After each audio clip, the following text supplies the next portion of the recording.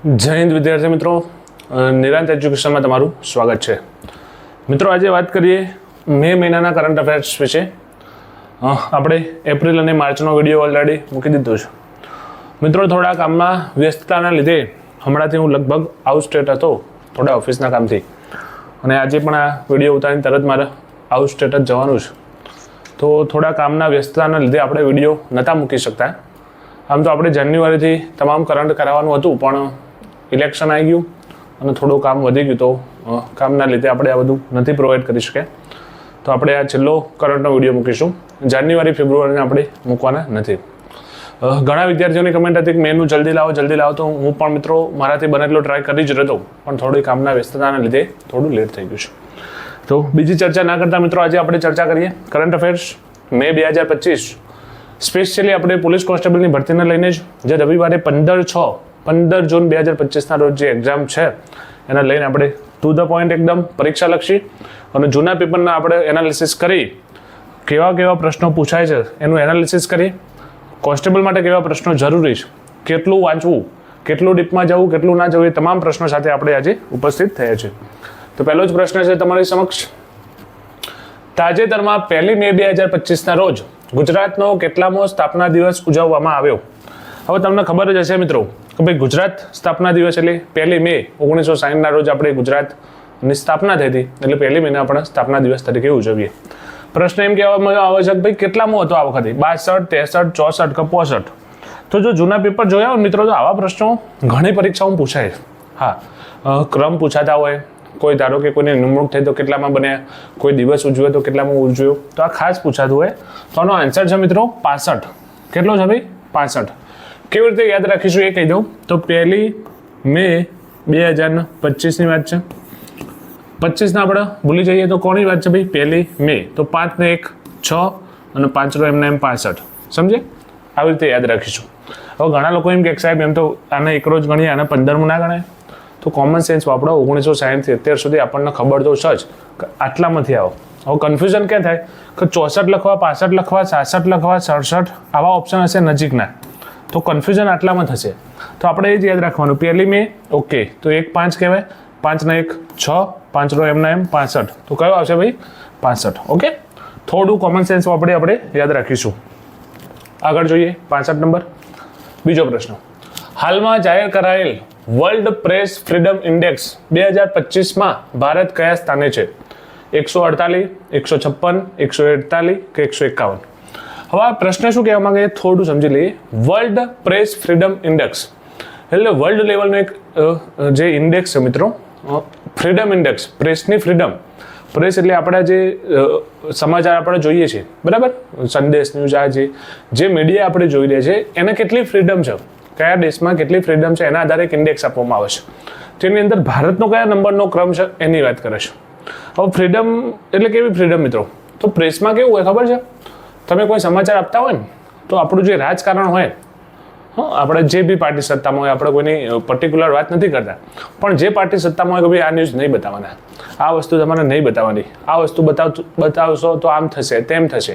એટલે આપણું મીડિયા જોજો અમુક ટાઈમે કોઈ મોટી વસ્તુ બની ગઈ હોય ને દેશમાં તો નહીં બતાવતી હોય, અને અમુક કામ વગરની ખબરો બતાય કરતું હશે. તો ટૂંકમાં એના પણ હાથ બંધાયેલા છે. તો એના આધારે એક ઇન્ડેક્સ આપેલો છે કયા દેશમાં કેટલી સ્વતંત્રતા છે. તો આપણા દેશમાં કેટલી છે મિત્રો? 151માં નંબરે છીએ આપણે. કેવી રીતે યાદ રાખીશું કે પ્રેસવાળા જ્યારે પણ બોલવા જાય દેશના વિરુદ્ધમાં એટલે સીધો ચોલ્લો પકડાવવાનો. શું કરવાનો? ચોલ્લો પકડાઈ દે. અને મોટા ભાગે આપણે ચોલ્લો કેટલો કરીએ ભાઈ? 151નો જ કરીએ. સમજે? 151નો જ ચોલ્લો હોય. એટલે જ્યારે મીડિયા બોલવા જાય દેશના વિરુદ્ધમાં એટલે લેન ભાઈ ચોલ્લો પકડજે, શાંતિથી બેસ. આપણે કવર પકડાઈએ ને ચોલ્લામાં, લે ભાઈ આ કવર, બે જોડો. બીજી કોઈ મીડિયા આવી બોલ્યું, લે ભાઈ કવર. કેટલાનું કવર? 151નું. ઓકે, તો ફ્રીડમ ઇન્ડેક્સમાં 151. આગળ માનવ વિકાસ અહેવાલ એટલે કે હ્યુમન ડેવલપમેન્ટ ઇન્ડેક્સ 2025 અનુસાર ભારતનો ક્રમ કેટલો? 148, 113, 141, 123. તો આપણે ઇન્ડેક્સની વાત કરીએ છીએ મિત્રો, તો જોડે જોડે ઇન્ડેક્સના પ્રશ્નો લઈ લઈએ તો કેવું કે તમને યાદ રાખવામાં પણ સરળતા રહે. આ કયો ઇન્ડેક્સની વાત છે? તો ભાઈ માનવ વિકાસ અહેવાલ. કોઈ માણસનો વિકાસ કેવી રીતે થઈ રહ્યો છે એના આધારે આની વાત છે. હવે આ ઇન્ડેક્સ કોના આધારે બહાર પડે ખબર છે મિત્રો? વિકાસ કરવા માટે જરૂરી પરિબળો કયા છે એના આધારે. જેમ કે ભાઈ દેશમાં ગરીબી કેટલી, એક આ વસ્તુ જોવામાં આવે. પછી શિક્ષણ કેટલું, તો શિક્ષણ પણ જોવામાં આવે છે. હા, માણસનો વિકાસ કેટલો, બાળકોનો વિકાસ કેવી રીતે થાય છે, બાળકો, શિક્ષણ, ગરીબી, આવક કેટલી છે, હા, માથાદીઠ આવક, દરેક વ્યક્તિની માથાદીઠ આવક કેટલી, એનામાં ગરીબી કેટલી, એનું શિક્ષણ કેટલું, બાળકો કેટલા, આ બધાનો વિકાસ કેવી રીતે થઈ રહ્યો છે, અને આના આધારે એક આ ઇન્ડેક્સ બહાર પાડવામાં આવે છે. તો એની અંદર પણ ઓબ્વિયસલી આપણે તો પાછળ જ રહેવાના. કયો નંબર છે? 130 નંબર. કયો નંબર છે? 130 નંબર. યાદ કેવી રીતે રાખીશું? તો આપણે મોટાભાગે આવી બધી વાતોમાં કેવા હોય? 0 છે. કેવા છે? 0. તો 1 0 તો અંદર આવે જ છે. અને આગળ છે 13 મિત્રો. આપણને કોઈ પણ વ્યક્તિ એમ કહે ને કે ભાઈ તમારામાં ગરીબી વસ્તુ છે, તમારામાં ખામી છે, તો આપણે શું કહીએ? હું લે કરું, તું કર લે, એટલે 13 તાણ. આપણે એના ઉપર દોડ લઈએ, લે તાર મને 13 લે ભાઈ, નહીં કહેતા હું કરવા 13. એમ આ વ્યક્તિ બીજા ઉપર ઢોળ લઈએ. આપણે કોઈ પણ વાતું કરીએ બીજા ઉપર ઢોળીએ. તો વિકાસ કરવાની જ્યારે વાત આવે એટલે આપણે કહીએ 13 લે તાર, તેલ લે. તો આના આધારે 130 નંબર ઉપર છે. તાજેતરમાં PM સૂર્યઘર યોજના હેઠળ સોલર પેનલ લગાવવામાં ગુજરાત કયા નંબરે છે? પહેલો, બીજો, ત્રીજો કે ચોથો? હવે મિત્રો તમને ખ્યાલ હશે સોલર પ્રશ્ન શું કહેવા માંગે છે ભાઈ? સોલર પેનલ લગાવવાની અંદર ગુજરાત કયા નંબરે છે? જો કરંટ અફેરનો પ્રશ્ન તમે પરીક્ષામાં જુઓ ને ગમે ત્યારે, એટલે પહેલા શાંતિથી એને વાંચવાનો. પ્રશ્ન કરંટ અફેર્સમાં તમને પહેલાં કહ્યું હતું પ્રશ્ન અલગ અલગ રીતે પૂછી શકાય. આ પ્રશ્નને ગમે તે રીતે પૂછો, આપણા મગજમાં એના લગતો શું વિચાર છે, આપણને શું ખ્યાલ છે, આમ પ્રશ્ન શું કહે છે, 2 વાર વાંચશો ને પ્રશ્ન એટલે તમારા મગજમાં ઓટોમેટિક આવી જશે. આ આગળનો પ્રશ્ન રહ્યો. ઘણા લોકોને જો માનવ વિકાસ અહેવાલ ના પૂછો અને હ્યુમન ડેવલપમેન્ટ ઇન્ડેક્સ પૂછો તો એ કન્ફ્યુઝ થઈ જાય કે આ શું આવ્યું. તો કદાચ કોઈ એવા પ્રશ્નો હાર્ડ લાગે કરંટમાં તો એને તમારે થોડો સહેલો બનાવવાનો. સૌથી પહેલાં તો પ્રશ્ન સહેલો બનાવવાનો, તો જવાબ ઓટોમેટિક સહેલો થઈ જશે. અહીંયા વાત કરીએ કે ભાઈ PM સૂર્યઘર યોજના હેઠળ સોલર લગાવવાની વાત છે. તો એક યોજના છે PMની, એના અંદર સોલર પેનલ આપણે ધાબા ઉપર સોલર લગાવીએ છીએ. એની અંદર ગુજરાત બધા રાજ્યોમાં કયા નંબરે છે? તો આપણને ખબર છે મિત્રો, જે ફાયદો હોય ને ત્યાં ગુજરાત પહેલું હોય. જે ફાયદાની વાત હોય અહીંયા શું છે ભાઈ? સોલર લગાવો, લાઇટ બિલ ઓછું આવો, લાઇટ બિલ ભરવાનું જ નહીં, એટલે આ તો મજા આવો. તો ગુજરાત જો હોય પહેલું જ હોય. ફાયદો મળતો હોય હંમેશા એ ગુજરાત કેવું હોય ભાઈ? પહેલું હોય. તો પહેલા નંબરે છે. આગળ જોઈએ મિત્રો, આ પીપીટીની અંદર મેં ફોટા લીધા નથી કેમ કે સમયનો ખૂબ અભાવ હતો અને ફોટાની અંદર લગભગ બહુ ટાઈમ જાય છે. તમને લાગે પણ દરેક પર્ટિક્યુલર ટોપિકનો ફોટો નેટ ઉપર સર્ચ કરવો, એનો વ્યવસ્થિત સાઇઝ જે તમને દેખાય એવી સાઇઝમાં સેટ કરવો, મૂકવો, ડાઉનલોડ કરવો, એના યોગ્ય પીપીટીમાં સેટ કરવો બહુ ટાઈમ જતો રહે છે. અને હાલ થોડું કામનું ભારણ હોય એટલે આ પીપીટીની અંદર આપણે ફોટા લીધા નથી. નહીં તો આમ દરેક વસ્તુ આપણે ફોટા સહિત બચાવીએ છીએ તે તમને જલ્દી ખ્યાલ આવે. આની અંદર વાત કરીએ, તાજેતરમાં ઝીરો ઇફેક્ટ ઝીરો ડિફેક્ટ સર્ટિફિકેશનમાં ગુજરાત સમગ્ર દેશમાં કયા સ્થાને છે? પહેલો, બીજો, ત્રીજો, ચોથો? ઝીરો ઇફેક્ટ ઝીરો ડિફેક્ટ એટલે શું? કોઈ એવી બધી વસ્તુઓ વાપરવામાં આવે જેની અંદર ઇફેક્ટ ઝીરો થતી હોય, પ્રદૂષણ એકદમ શૂન્ય થતું હોય, નહીવત થતું હોય. આવા બધી સાધન સામગ્રી વાપરવાની અંદર ગુજરાત કયા નંબરે છે? તો આની અંદર પણ ગુજરાત કેવું હોય ભાઈ? પહેલું જ હોય. કેવું છે? પહેલું જ છે. આ પણ આપણે યાદ રાખીશું. ઝીરો ઇફેક્ટ ઝીરો ડિફેક્ટ પહેલો નંબર, સોલર પેનલ પહેલો નંબર. તાજેતરમાં UPSCના અધ્યક્ષ તરીકે કોણે નિમણૂક કરવામાં આવી?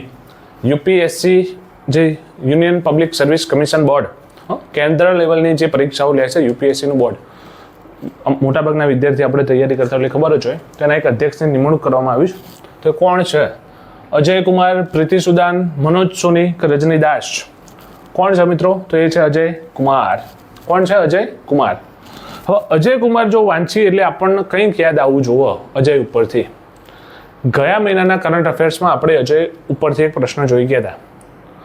જો તમને યાદ ના હોય તો મગજનો થોડો લોડ આપો, આંખો બંધ કરી વિચારો શું હતું. અજય નામ ઉપરથી કંઈક હતું. અજય શેઠ હતું. શું હતું ભાઈ? અજય શેઠ. અને શેઠ ઉપરથી મેં કીધું હતું કે શેઠ એટલે નાણાં, પૈસા જેના જોડે વધારે એને શેઠ કહેવાય. તો કોણ હતા ભાઈ? નાણાં સચિવ હતા. બરાબર. જ્યારે કરંટ અફેર્સમાં એક સિસ્ટમ યાદ રાખવાની, તમારે વાંચતી વખતે રિકોલ કરતું રહેવાનું. એના લગતો કોઈ પ્રશ્ન આવે તો એના 100% એની જોડે કનેક્ટ કરવાનો. તો અજય કુમાર આપણે UPSCના ચેરમેન બને, સામે અજય શેઠ પૂછાય તો કોણ આવશે ભાઈ? એ આવશે આપણા નાણાં સચિવ. ઓકે. હાલમાં સુપ્રીમ કોર્ટના મુખ્ય ન્યાયાધીશ તરીકે કોણે નિમણૂક કરવામાં આવી? AM ખાનવિલકર, ભૂષણ રામકૃષ્ણ ગવઈ, V રામા સુબ્રમણ્યમ કે રજની દાસા? સુપ્રીમ કોર્ટના અંદર હાલમાં એક નવા જજ, આપણા જે મુખ્ય ચીફ જસ્ટિસ આપણે કહીએ, એમની નિમણૂક કરવામાં આવી. આ મોસ્ટ IMP પ્રશ્ન મિત્રો. જ્યારે પોલીસ કોન્સ્ટેબલની પરીક્ષા આવી હોય અને જો સુપ્રીમ કોર્ટના જજ બદલાયા હોય તો એ પ્રશ્ન પરીક્ષામાં આવતો જ હોય છે. મેં લગભગ મોટાભાગની પરીક્ષામાં એ પ્રશ્ન ફેસ કર્યો છે, જો બદલાયા હોય તો અહીંયા પણ આ પ્રશ્ન મારા ખ્યાલે તો પરીક્ષામાં હશે જ કે ભાઈ હાલમાં સુપ્રીમ કોર્ટના મુખ્ય ન્યાયાધીશ તરીકે કોણે નિમણૂક કરવામાં આવી, તો એ છે ભૂષણ રામકૃષ્ણ ગવાઈ. કોણ છે ભાઈ? અત્યારે આપણા આખા દેશમાં શું ચાલી રહ્યું? રામ રાજ્ય, રામ રામ રામ રામ ચાલી રહ્યું છે, ખબર છે? તો એના ઉપરથી યાદ રાખીશું ભાઈ, રામકૃષ્ણ, રામનું ભજન ગવાઈ રહ્યું છે, રામ અને કૃષ્ણ ગવાઈ રહ્યા છે, તો એના ઉપરથી કોણ બન્યું ભાઈ? ભૂષણ રામકૃષ્ણ ગવાઈ આપણા સુપ્રીમ કોર્ટના જજ બન્યા છે.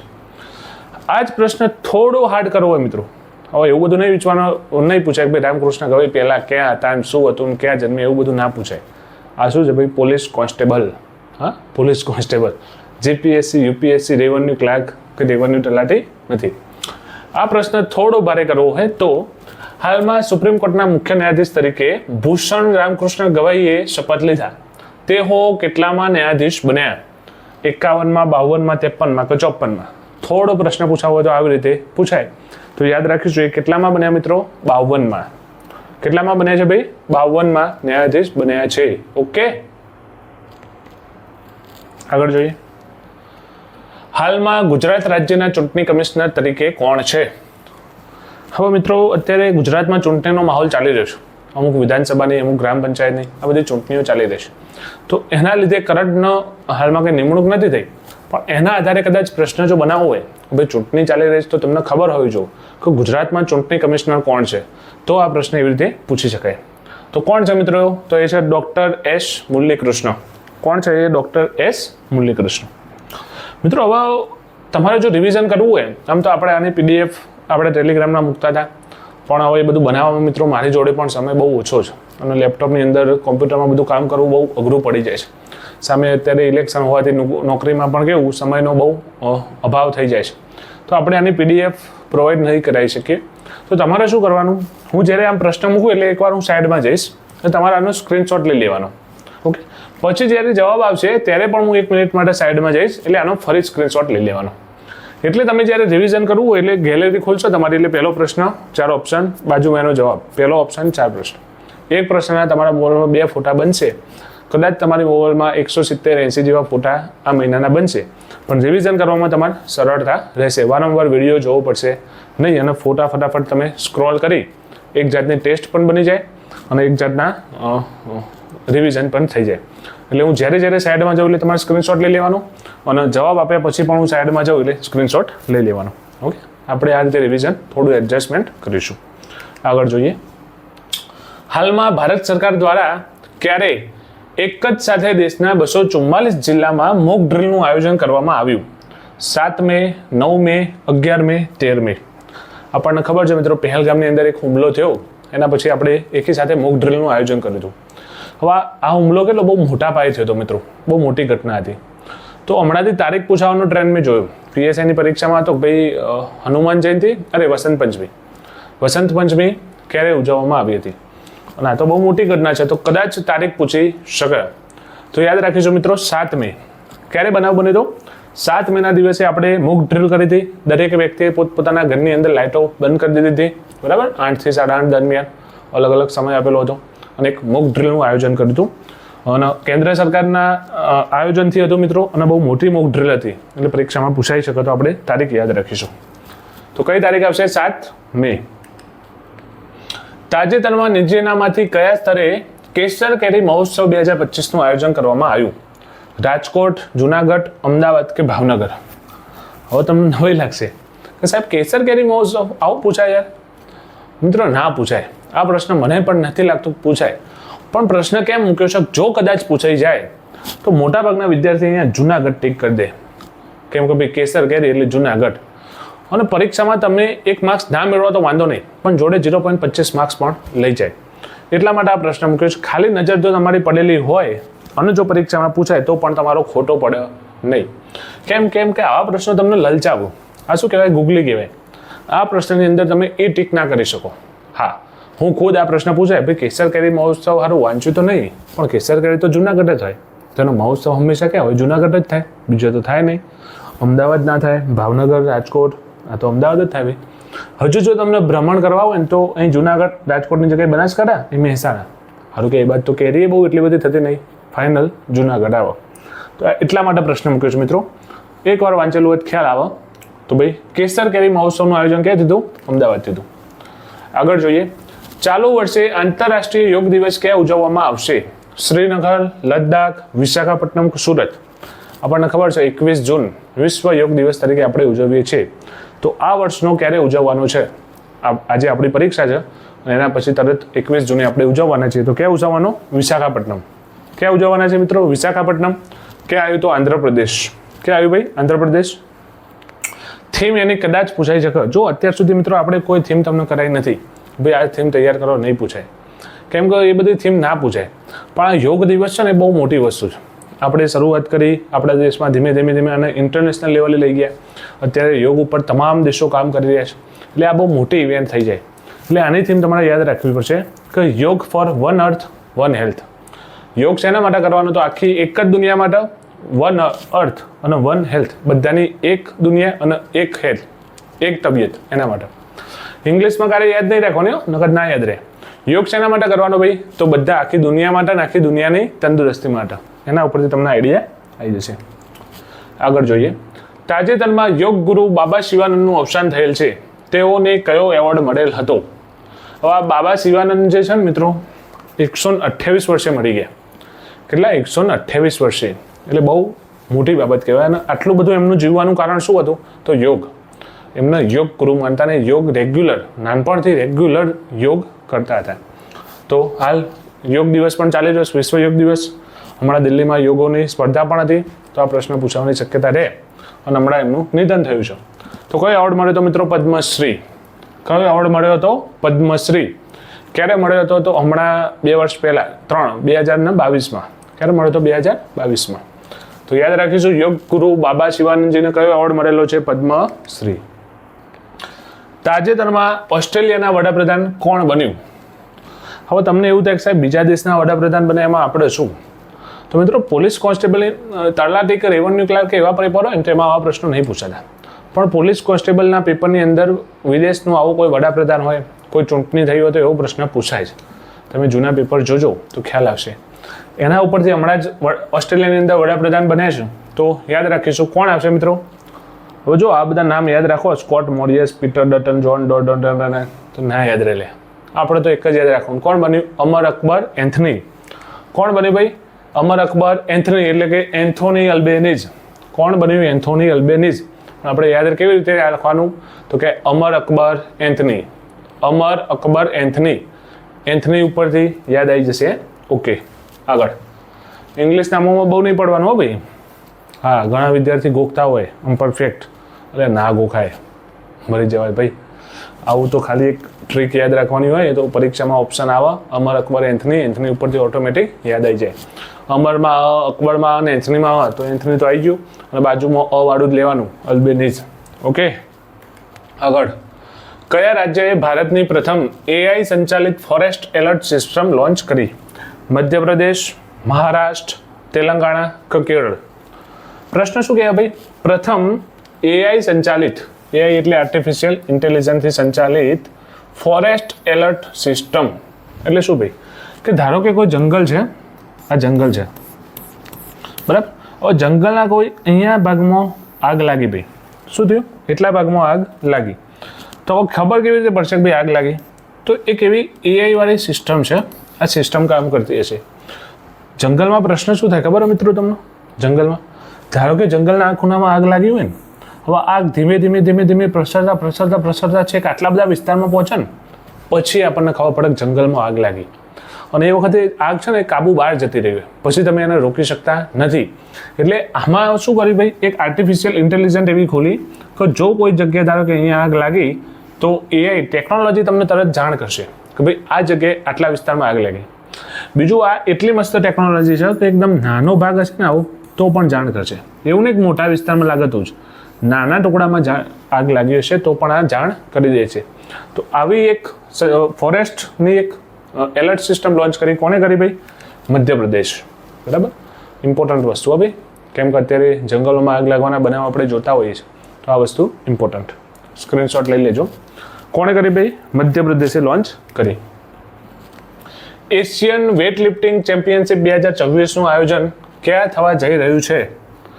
પ્રશ્ન શું કહે છે ખબર પડી? પહેલા તો એશિયન એટલે કે એશિયાના જેટલા પણ દેશો રહ્યા એમની વાત છે. આગળ શું કહે છે? Wet lifting. વેટ લિફ્ટિંગ એટલે પેલું આમ વજન ઊંચું કરવાનું આવે છે, ખબર છે? હા, એને કહેવાય વેટ લિફ્ટિંગ. ચેમ્પિયનશિપ એટલે કે કોઈ પણ વસ્તુ હોય સ્પર્ધા. ચેમ્પિયનશિપ એટલે સ્પર્ધા. જો પરીક્ષામાં અમુક ટાઈમે મિત્રો કોઈ પણ પ્રશ્ન ના આવડે ને તો એને આપણી સરળ ભાષામાં એને ફેરવવાનો ટ્રાય કરવાનો. અમુક ટાઈમે કેવું પેપર સેટર તમારા માઇન્ડ સાથે ગેમ રમતો હોય. એમને ખબર છે કે તમને આ નોર્મલ પ્રશ્ન પૂછે ને તો આવડશે, એટલે એ પ્રશ્નને ગોળ ગોળ ફેરવો. હમણાં આના પ્રશ્ન એવી રીતે પૂછો કે ભાઈ આપણા એશિયા વિસ્તારના વજન વેટ લિફ્ટિંગની જે સ્પર્ધા છે એ ક્યાં યોજાઈ, બરાબર? પણ અમુક પ્રશ્નો એવા અંદર મૂકી દેવામાં આવે ને, અમુક એવા શબ્દો મૂકવામાં આવે જેની અસર તમારા માઇન્ડ ઉપર થાય. એક્ઝામમાં પહેલું તો પ્રેશર હોય, આપણું મગજ એકદમ હાઈ સ્પીડમાં કામ કરતું હોય, એમાં અમુક વર્ડ્સ એવા આવી જાય ને કે જેનો મતલબ તમે તરત રિકોલ ના કરી શકો અને તમને પરિણામે એવું થાય કે આ પ્રશ્ન આવડતો નથી. એટલે જ્યારે પણ પ્રશ્ન પૂછાય એટલે શાંતિથી પહેલાં તો શું કરવાનું, તો એનો ખબર ના પડે તો શાંતિથી એક એક અર્થ કાઢવાનો. ભાઈ એશિયન વેટ લિફ્ટિંગ ચેમ્પિયનશિપ અને 2026 આ બધું ના જફામ પડીએ તો ચાલો, પણ ભાઈ ચેમ્પિયનશિપ એટલે કે સ્પર્ધાની વાત છે, વેટ લિફ્ટિંગની અને કોની છે ભાઈ? એશિયાની. તો એનું આયોજન ક્યાં થયું? સુરત, વડોદરા, રાજકોટ કે અમદાવાદ? તો જવાબ આવશે મિત્રો અમદાવાદ. હવે તમને એવું થશે કે સાહેબ અમદાવાદમાં વચ્ચે પણ એક સ્પર્ધાનું આયોજન થવાનું હતું એશિયા લેવલે, યાદ આવ્યું? ગયા મહિને જોઈ ગયા હતા. શું હતું મિત્રો? સ્વિમિંગ હતી. શું હતું ભાઈ? સ્વિમિંગની સ્પર્ધા હતી. તો સ્વિમિંગનું આયોજન પણ અમદાવાદ, આનું આયોજન પણ અમદાવાદ. તો શું છે મિત્રો, કેમ બધું અમદાવાદમાં આયોજન થઈ રહ્યું છે?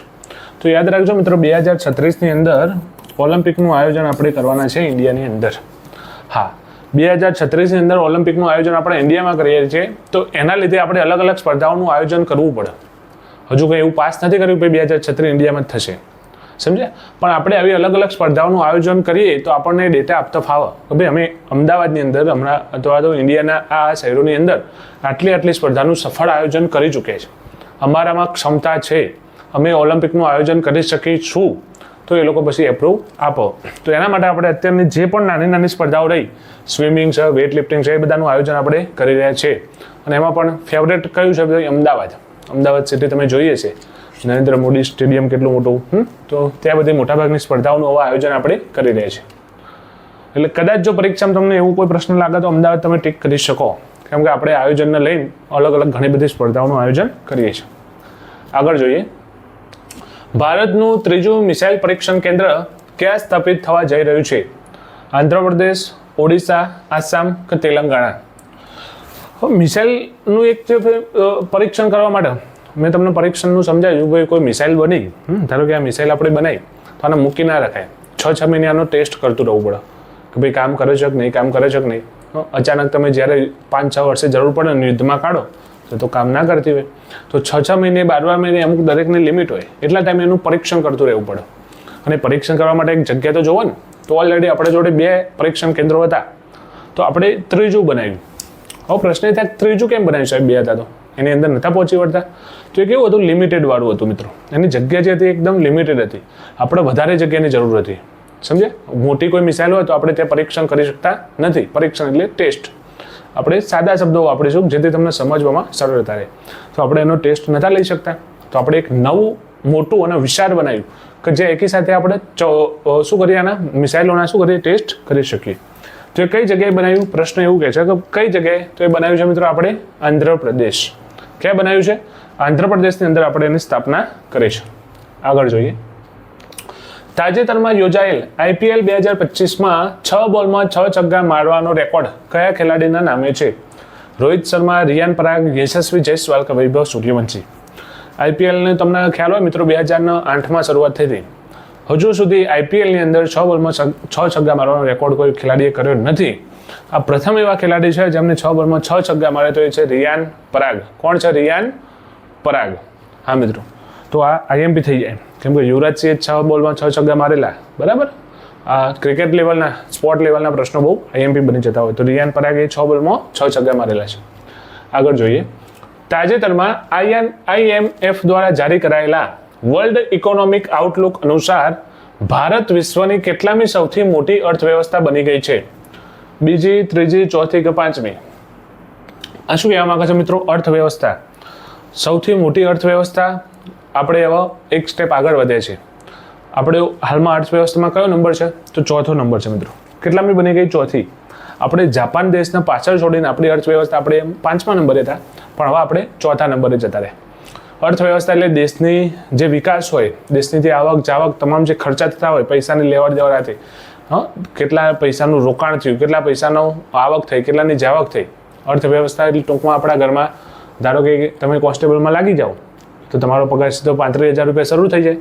તો પપ્પાનો 50,000 હતો, તમારો 35 થયો તો સીધો 85 થયો. સમજ્યા? એના ઉપર બીજું કંઈ આગું પાછું તમે કરો, બીજો કોઈ નોકરી કરો, ધંધો કરો, તો આના લીધે શું થાય? એક આવક વધી તો તમારી અર્થવ્યવસ્થા શું આવી? ઊંચી આવી. એમ આપણા દેશમાં હવે ધીમે ધીમે ઉદ્યોગો વધી રહ્યા છે, નવા નવા ઉદ્યોગો શરૂ કરી રહ્યા છે, બહારની કંપનીઓ આપણા દેશમાં આવી રહી છે. તો આપણી અર્થવ્યવસ્થા ઇકોનોમી શું થઈ રહી છે? ધીમે ધીમે વધી રહી છે. તો હાલમાં આપણે કેટલા નંબરની ઇકોનોમી થઈ ગયા ભાઈ? ચોથા નંબરની. કેટલા નંબરની થઈ ગયા ભાઈ? ચોથા નંબરની. કયા દેશને પાછળ છોડ્યો? જાપાનનો.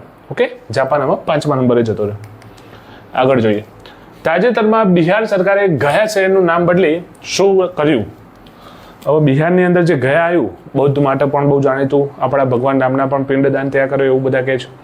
તો આ બધા માટેનું જે ફેમસ સિટી હતી બિહાર, એની અંદર ગયા નામની એક ફેમસ સિટી હતી, ગયાનું નામ બદલ્યું છે. તો શું કર્યું? ગયાનગર, ગયાજી, ગયાધામ કે ગયાપુરી? મારા બેટા તો બધું હરખું લાગે. તો શું કર્યું મિત્રો? ગયાજી, ફક્ત જી લગાવ્યો. પાલ્લેજી, પાલ્લેજીના જેમ માન આપીએ છીએ એમ ગયાના આપણે માન વાચક શબ્દ આપ્યો. શું કર્યું ભાઈ? ગયાજી. તો શું નામ આવશે? ગયાજી. ઓકે, બિહારનું નામ, બિહારની અંદર આવેલું જે ગયા શહેર છે એનું નામ આપણે શું કર્યું ભાઈ? ગયાજી કર્યું. આગળ. તાજેતરમાં 16મા આદિવાસી યુવા વિનિમય કાર્યક્રમનું આયોજન ક્યાં કરવામાં આવ્યું? તાપી, ડાંગ, દાહોદ કે સુરત? હવે જો આ પ્રશ્ન પણ ઇમ્પોર્ટન્ટ એટલો બધો નથી, પણ પરીક્ષામાં પૂછાય અને વાંચો ના હોય તો આપણે આમાં ડાંગ ટીક કરી દઈએ, આદિવાસી જોઈએ એટલે. આવો પ્રશ્ન જોઈને વિદ્યાર્થી પહેલાં તો શું કરે તમને ખબર છે કે આવું તો કોઈ વાંચ્યું તો છે નહીં, પછી કે કશો વાંધો નહીં, એક કામ કરો ને, આદિવાસીનું છે ને આવું ટીક કરાવો પાછો પેપરમાં જોજો. એટલે કે તાપી તો ના આવો, સુરત ના આવો, કાં તો કે ડાંગ આવો, કાં તો કે દાહોદ આવો. એક કામ કરું, હવે 50% છે તો રિસ્ક લઈ લઈએ, જે આવ્યું કદાચ કે ડાંગ જ આવશે. આગળ વધો. પછી પેપરની જ્યારે બહાર નીકળે એટલે શું ખબર? જોરદાર પેપર હતું. મારે લગભગ 170 જેવા તો મેં ટીક કર્યા જ છે અને હું પાસ થઈ જઈશ. એટલે આ બધા ગૂગલી પ્રશ્નો કહેવાય મિત્રો. આ પ્રશ્નો તમને શું કરે? ફસાવો. તમને લાગે નહીં જવાબ અહીં આવશે, પણ જો તમે વાંચ્યું ના હોય, ટોપિક વિશે સહેજ પણ ખબર ના હોય તો કરંટ અફેર્સમાં બહુ રિસ્ક લેવા જવાનું નહીં. આ વસ્તુ યાદ રાખજો. આનો જવાબ આવશે સુરત. ક્યાં આવશે મિત્રો? સુરત. આ પ્રશ્ન ઇમ્પોર્ટન્ટ નથી, પણ મેં એટલા માટે જ લીધો કે એકવાર જો તમે નજર સમક્ષ જોયેલું હોય અને પૂછાઈ જાય તો તમને તરત લાઇટ થઈ જાય, તમારો વધારાનો માર્ક્સ 0.25 કપાવા દે નહીં. ગુજરાતમાં આંતરરાષ્ટ્રીય જૈવ વિવિધતા દિવસ 2025ની રાજ્ય કક્ષાની ઉજવણી ક્યાં કરવામાં આવી? કચ્છ, ડાંગ, દાહોદ કે સુરત? આંતરરાષ્ટ્રીય લેવલનો જૈવ વિવિધતા દિવસની ઉજવણી આપણે કરેલી છે મિત્રો, અને ક્યાં કરી છે? તો આની ઉજવણી કરી છે ડાંગ જિલ્લામાં. ક્યાં કરી? ડાંગ જિલ્લામાં. મિત્રો પહેલો પ્રશ્ન જોયો હતો ને, ગુજરાત સ્થાપના દિવસ 65મો, તો એ પણ જો યાદ રાખજો, જો કદાચ ક્યાં ઉજવણી કરી એવું પૂછાય તો દાહોદ જિલ્લામાં કરી હતી. ગુજરાત સ્થાપના દિવસની ઉજવણી ક્યાં કરી હતી? દાહોદમાં. ઓકે, આ પણ યાદ રાખજો. આગળ જોઈએ. તાજેતરમાં વડાપ્રધાન દ્વારા 103 અમૃત સ્ટેશનોનું વર્ચ્યુઅલી ઉદ્ઘાટન કરવામાં આવ્યું, જેમાં ગુજરાતના કેટલા સ્ટેશનોનો સમાવેશ થાય છે? હવે અત્યારે કામ છે, તમને ખબર હોય તો રેલવેનું ઠેર ઠેર બધું કામ ચાલી રહ્યું છે. દરેક જગ્યાએ રેલવેના પાટાનું આ તે પેલા ગરનારા, અંડરબ્રિજ આ તે બધું બની રહ્યું છે. તેની અંદર હવે ધીમે ધીમે રેલવે સ્ટેશનો પણ નવા બની રહ્યા છે. દરેક જગ્યાએ મોદી સાહેબ આપણા ઇન્ડિયા લેવલે એવા રેલવે ઉપર કામ કરી રહ્યા છે. તેની અંદર અલગ અલગ શહેરોની અંદર અલગ અલગ રેલવે સ્ટેશનો નવા બની રહ્યા છે. તેની અંદર હમણાં ગુજરાતની અંદર પણ આપણે નવા રેલવે સ્ટેશનો બનાવ્યા અને એનું ઉદ્ઘાટન કર્યું. કેટલા બનાવ્યા? તો 18. કેટલા બનાવ્યા મિત્રો? 18 રેલવે સ્ટેશનનું આપણે ઉદ્ઘાટન કર્યું. તો આ પણ ખાસ યાદ રાખજો. આગળ જોઈએ. તાજેતરમાં યોજાયેલ વિશ્વ સ્તરની માસ્ટર શેફ ક્લિનરી આર્ટ સ્પર્ધામાં ગુજરાતી થાળીને કેટલા ગોલ્ડ મેડલ મળ્યા?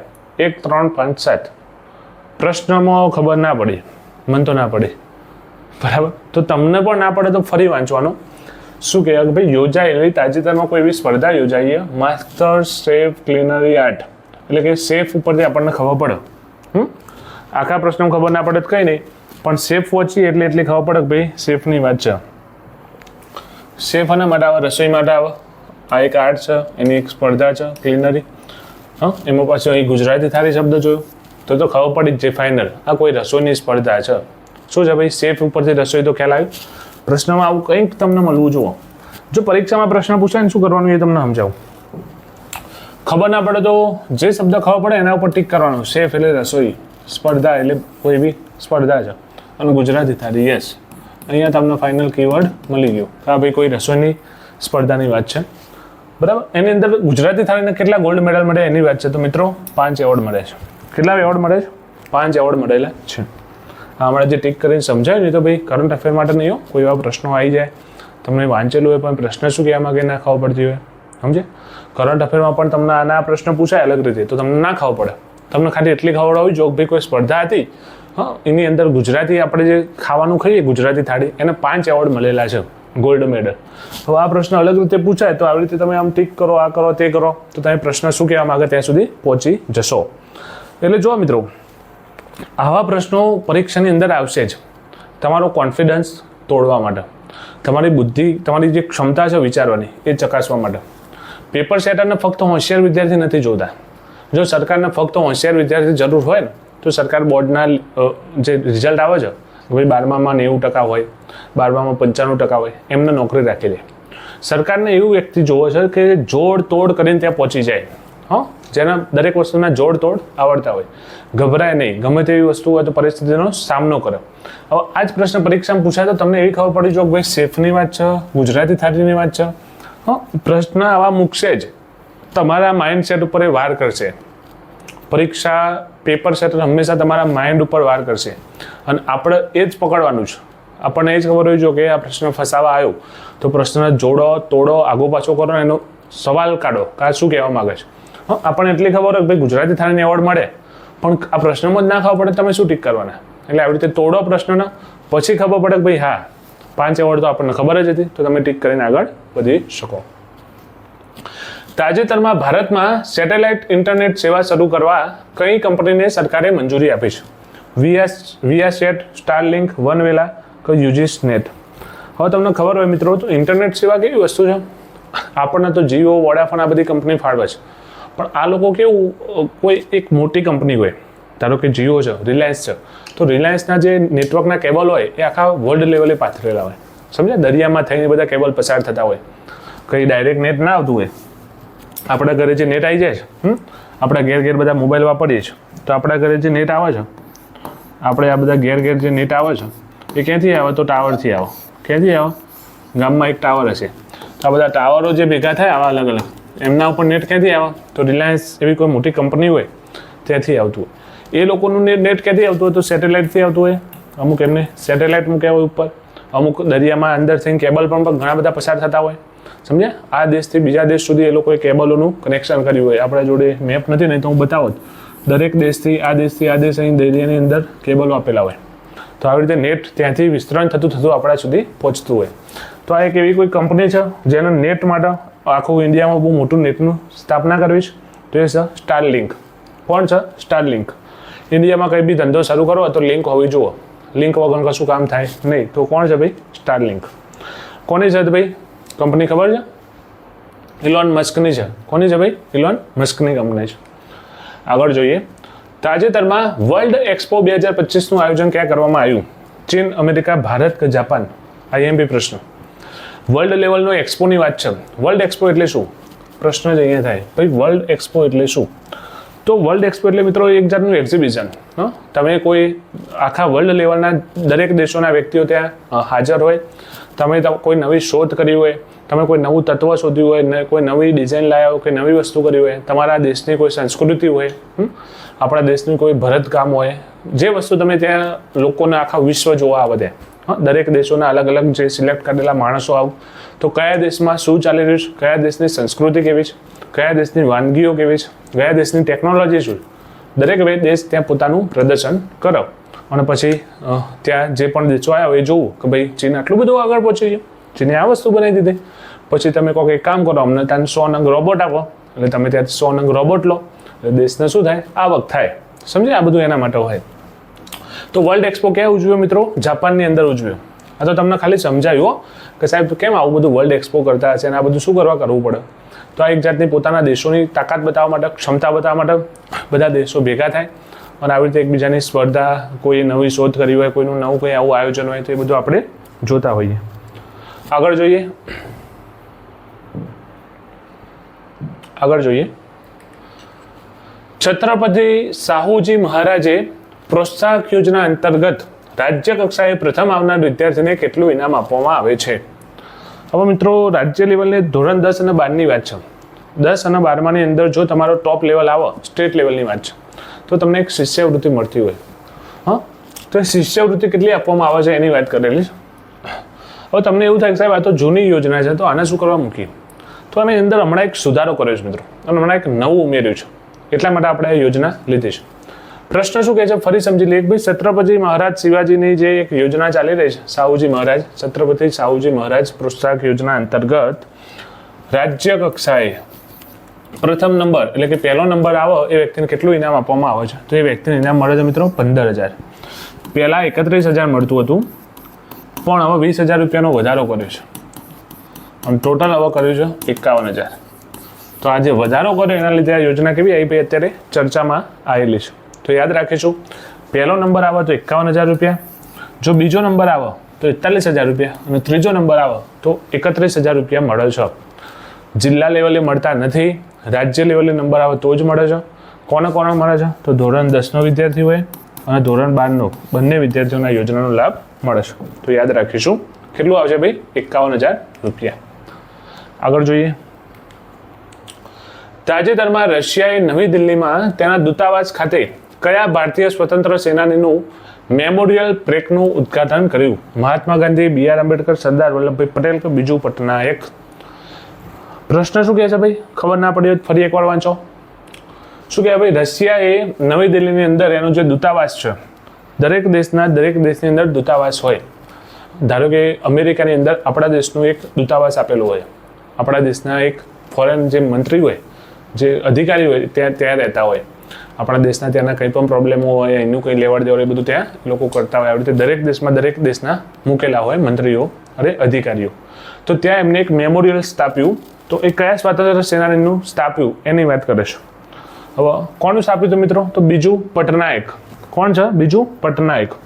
હવે તમને એવું થશે કે સાહેબ ગોધીજી નહીં, આંબેડકર સાહેબ નહીં, વલ્લભભાઈ સાહેબ નહીં, અને બીજુ પટનાયક કોણ છે? તો બીજુ પટનાયક એ ઓડિશાના પૂર્વ મુખ્યમંત્રી છે મિત્રો. જ્યારે બીજું વિશ્વયુદ્ધ થયું ને ત્યારે અમને વિમાન ચલાવતા આવડતું હતું. અમને રશિયાની ખૂબ જ મદદ કરી હતી. વિમાનો ચલાવીને અમને રશિયાની ખૂબ મદદ કરી હતી. આ એક એવી વ્યક્તિ છે જેનો જે મરી ગયા ને ત્યારે એમનો જે બોડી હોય ને એને ભારતનો રાષ્ટ્રધ્વજ, રશિયાનો રાષ્ટ્રધ્વજ અને ઇન્ડોનેશિયા 3 દેશોના ધ્વજની અંદર લપેટવામાં આવ્યા હતા. એટલે બીજુ પટનાયક બહુ મોટું વ્યક્તિ છે. તો એમનું એક મૂર્તિ એમની આપણે દિલ્હી ખાતે રશિયાએ એમના તરફથી પ્રસ્થાપિત કરી. એટલા માટે ઇમ્પોર્ટન્ટ વસ્તુ કહેવાય. બરાબર, યાદ રાખીશું. કોણ છે ભાઈ? બીજુ પટનાયક. આગળ જોઈએ. તાજેતરમાં નીચેનામાંથી કયા ભારતીય ખેલાડીએ ટેસ્ટ ક્રિકેટમાંથી નિવૃત્તિ લીધી? વિરાટ કોહલી, MS ધોની, માનવ અટ્ટાપટ્ટુ કે યુજવેન્દ્ર ચહલ? તો કોણે લીધી મિત્રો? તમને ખબર જ છે, વિરાટ કોહલી. કોણ છે ભાઈ? વિરાટ કોહલી. સાથે સાથે રોહિત શર્મા પણ યાદ રાખીશું. ફક્ત વિરાટ કોહલીએ નથી લીધી, બીજી કોણે લીધી છે ભાઈ? તો બીજું રોહિત શર્માએ પણ લીધેલી છે. ઓકે, તો યાદ રાખીશું વિરાટ કોહલી અને રોહિત શર્મા આ બંને જણાએ ટેસ્ટ ક્રિકેટમાંથી શું કર્યું ભાઈ? નિવૃત્તિ જાહેર કરેલી છે. આ જ પ્રશ્ન થોડો અલગ પૂછવો હોય તો આવી રીતે પૂછી શકાય કે ભાઈ તાજેતરમાં રોહિત શર્માએ ક્રિકેટના કયા ફોર્મેટમાંથી નિવૃત્તિ લીધી? આ થોડો પ્રશ્ન હાર્ડ પડી જાય. જે વ્યક્તિ નોર્મલ વાંચ્યું હોય, બેનો એમને તો ખ્યાલ જ ના ભાઈ નિવૃત્તિ લીધી, હવે આવું ટેસ્ટ ઉપર એમને ફોકસ કર્યું હોય નહીં.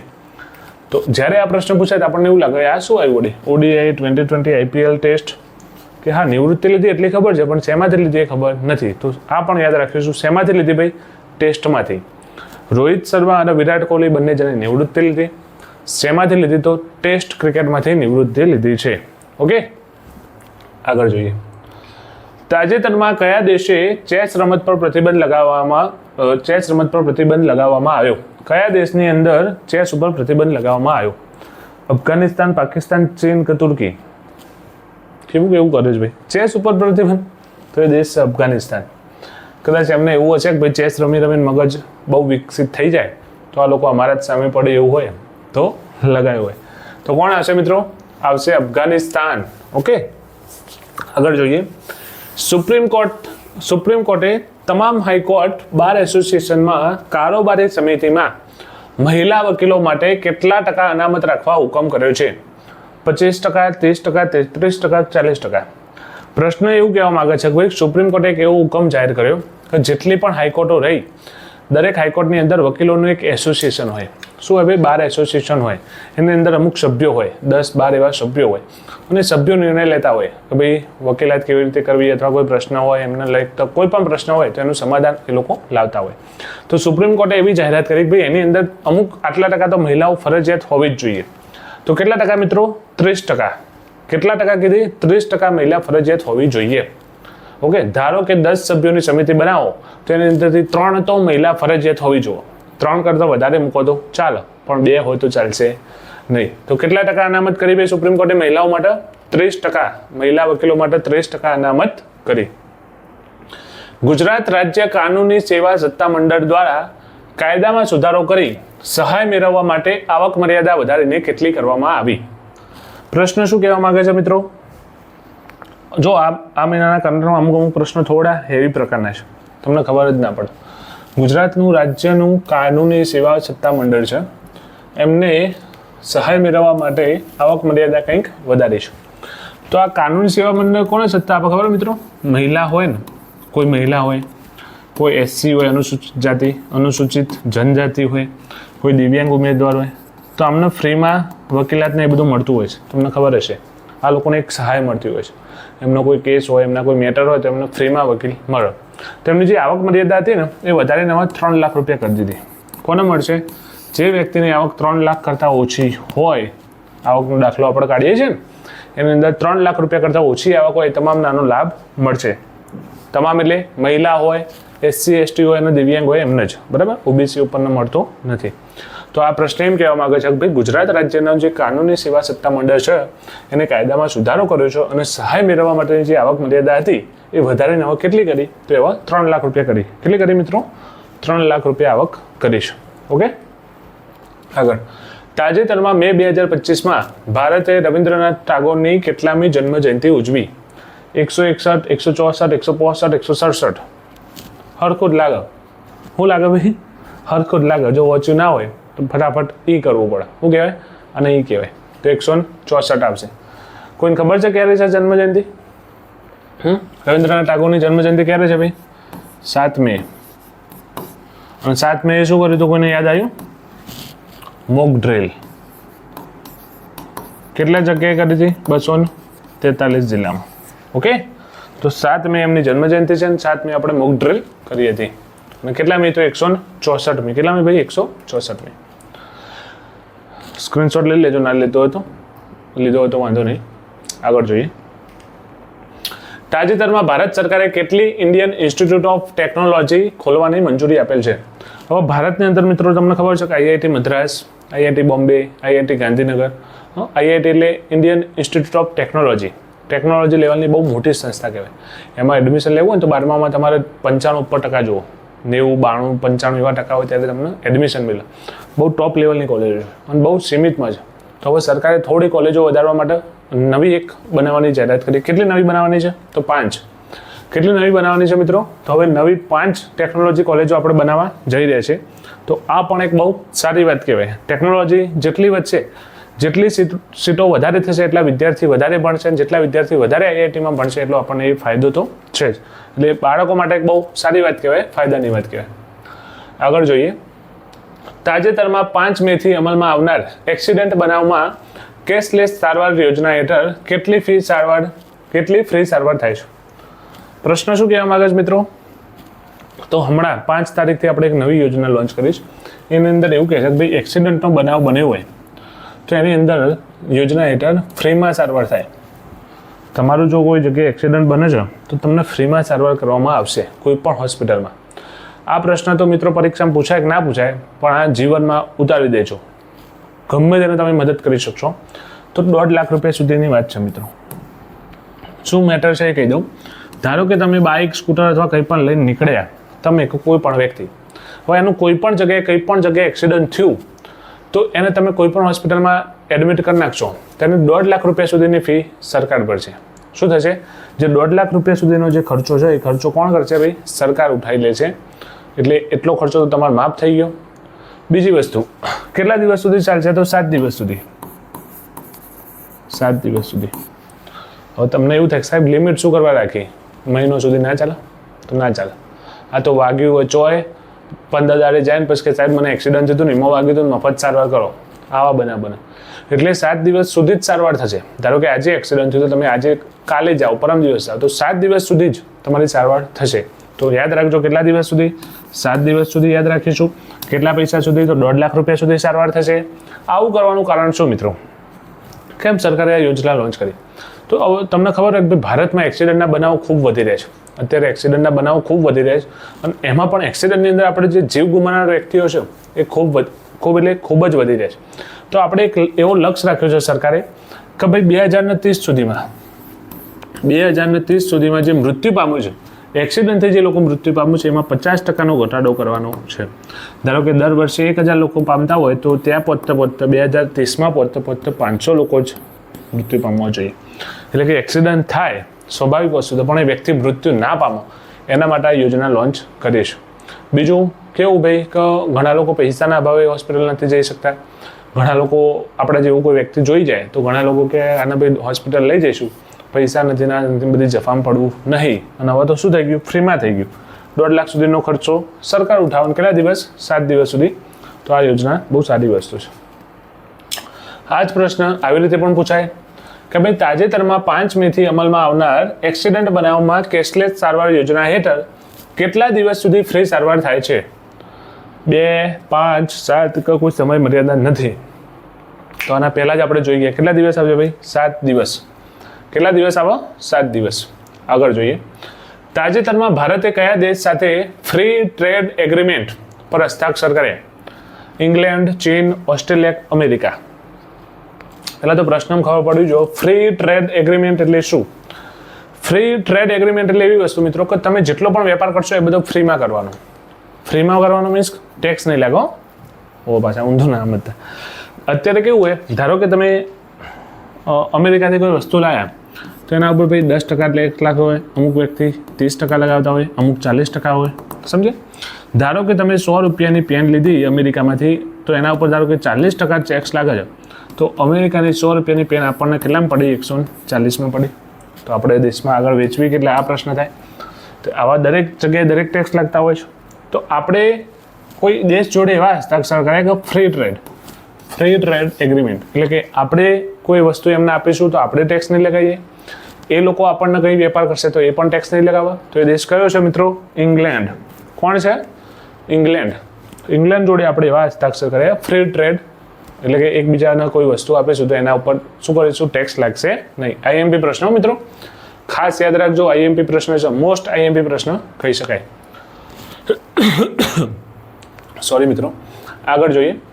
તાજેતરમાં ભારતે કયા દેશ સાથે ફ્રી ટ્રેડ એગ્રીમેન્ટ પર હસ્તાક્ષર કર્યા? એના એ જ પ્રશ્ન છે, જવાબ પણ એ જ છે, ખાલી ઓપ્શન બદલે છે. અમેરિકા, યુનાઇટેડ કિંગડમ, ઓસ્ટ્રેલિયા, ચીન.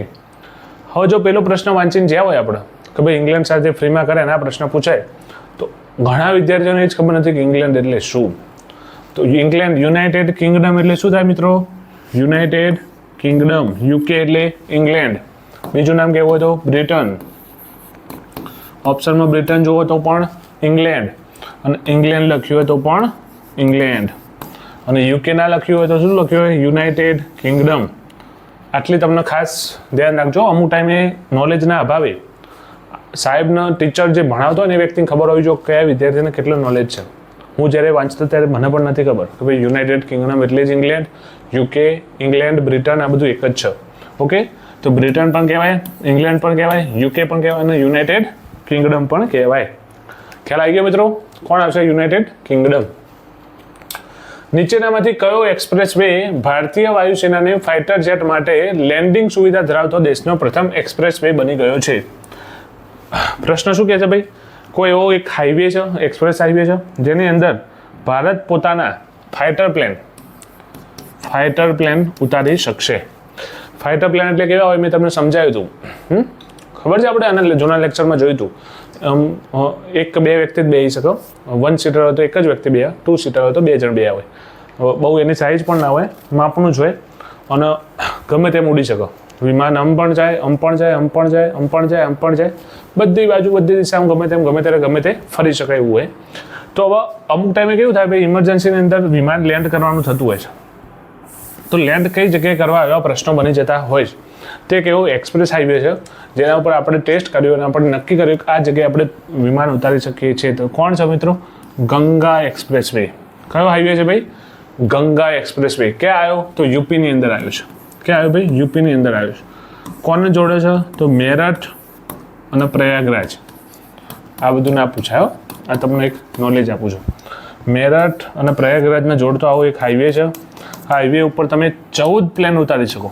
કેટલા? 14 પ્લેનને ઉતારી શકો એટલી જગ્યા છે. હવે તમને એવું થાય કે સાહેબ પ્લેન તો બધા ના ઉતારી શકાય, તો બધા ના ઉતારી શકાય. હાઈવે અમુક જગ્યાએ તમે જોજો ટોલ નાખવું આવે કેવો પહોળો થઈ જાય છે. હા, તો અમુક એવો વિસ્તાર આ રોડ ઉપર બનાવેલો છે જે આપણે 14 પ્લેન ઉતારી શકીશું. પ્રશ્ન આપણા માટે આઈએમપી એટલા માટે કે ભાઈ કઈ જગ્યાએ ઉતારી શકાય, પ્રશ્ન એ જ આઈએમપી. તો યાદ રાખીશું ગંગા એક્સપ્રેસ વે ઉપર. કઈ જગ્યાએ? ગંગા એક્સપ્રેસ વે ઉપર આપણે ફાઇટર જેટ વિમાનને લેન્ડ કરી શકીશું, ઉતારી પણ શકીશું, ત્યાંથી વિમાનને ઉડાડી પણ શકીશું. ઓકે, આગળ જોઈએ. કયા રાજ્યએ કામદારોના બાળકોને શિક્ષિત કરવા માટે જ્યોતિ યોજના શરૂ કરી? ગુજરાત, કેરળ, તમિલનાડુ કે આંધ્રપ્રદેશ?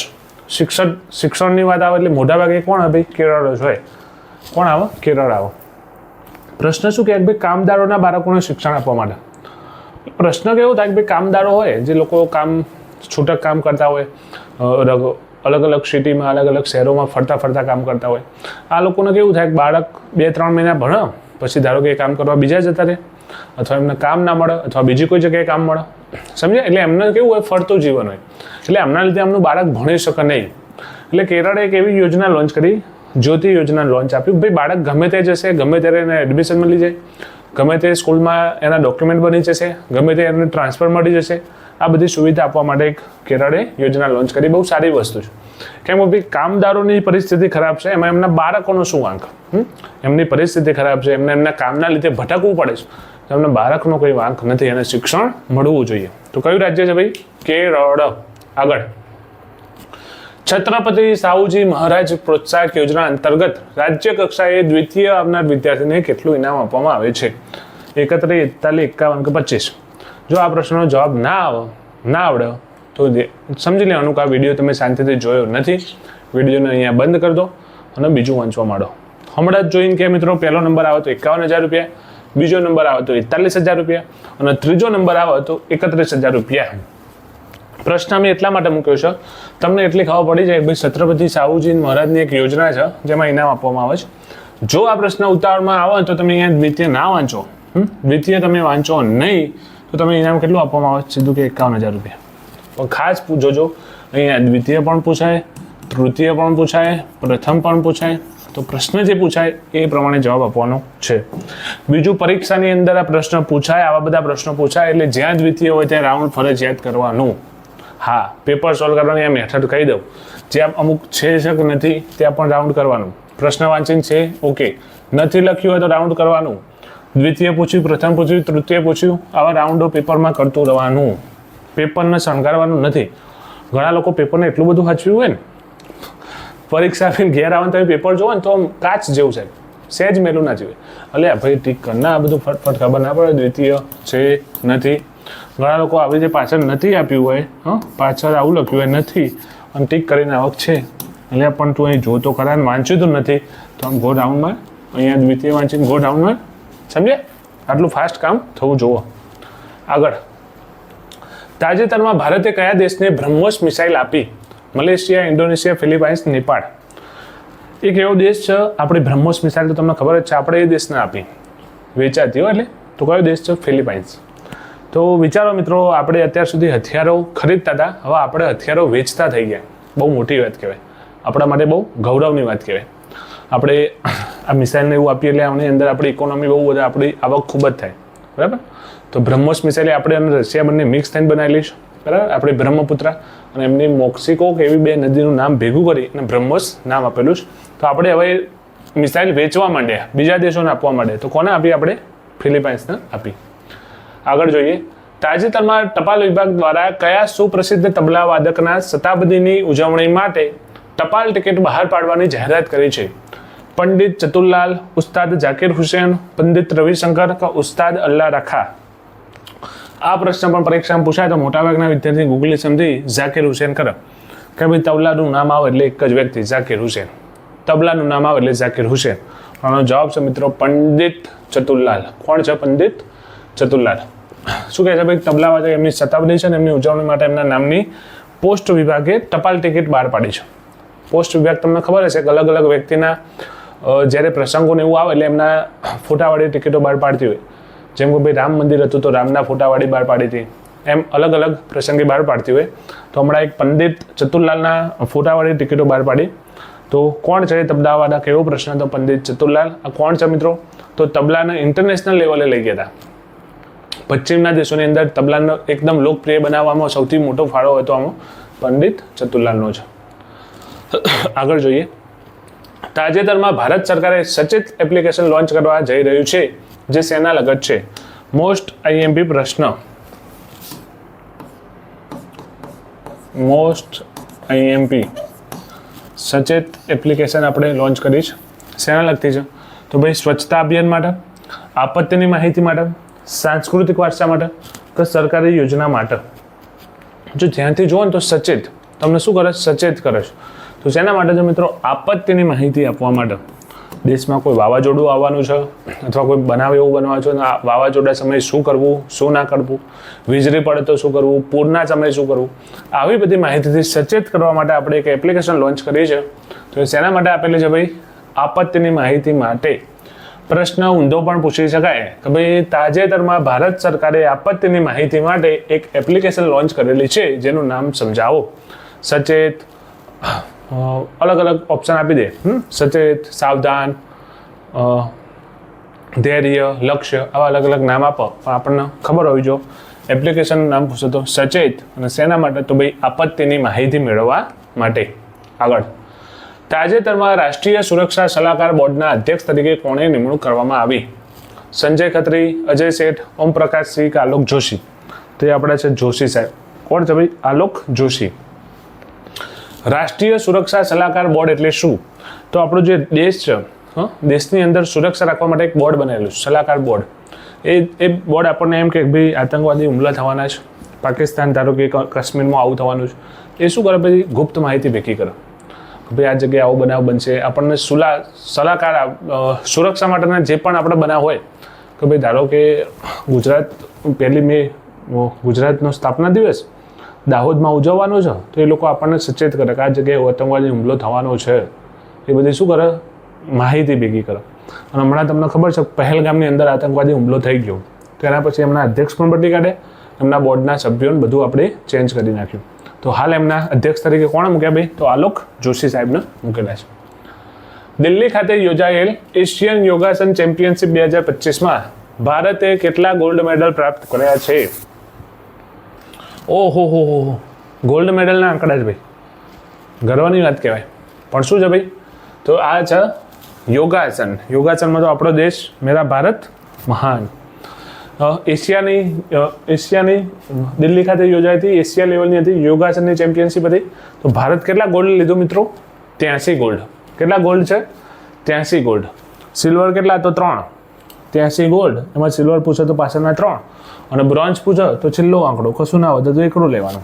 ઓકે, તો 8, 3 અને 1 ટોટલ પૂછો તો 83 + 3 86 ને 87 મેડલ જીતેલું છે. ઓકે, પ્રશ્ન જો હાર્ડ થોડો બદલવો હોય તો કદાચ ટોટલ મેડલ પૂછે, અથવા તો ટોટલ પૂછો તો 87, યાદ ના રાખવા તો 83 ગોલ્ડ. સિલ્વર કેટલા? તો પાછળનો આંકડો એટલો 3, અને બ્રોન્ઝ કશું નહીં, ખાલી ખાતું ખોલ્યું તો એક જ, તો 83 4 87 ટોટલ મેડલ. શેની અંદર? તો યોગાસનની અંદર ચેમ્પિયનશિપ, અને ક્યાં નહીં તો એશિયાની યોગાસનમાં. ઓકે, આટલું યાદ રાખીશું. આગળ. વર્ષ 2025નો લતા દીનાનાથ મંગેશકર પુરસ્કાર કોણે એનાયત કરવામાં આવ્યો? રતન ટાટા, કુમાર મંગલમ બિરલા, મુકેશ અંબાણી કે નારાયણ મૂર્તિ?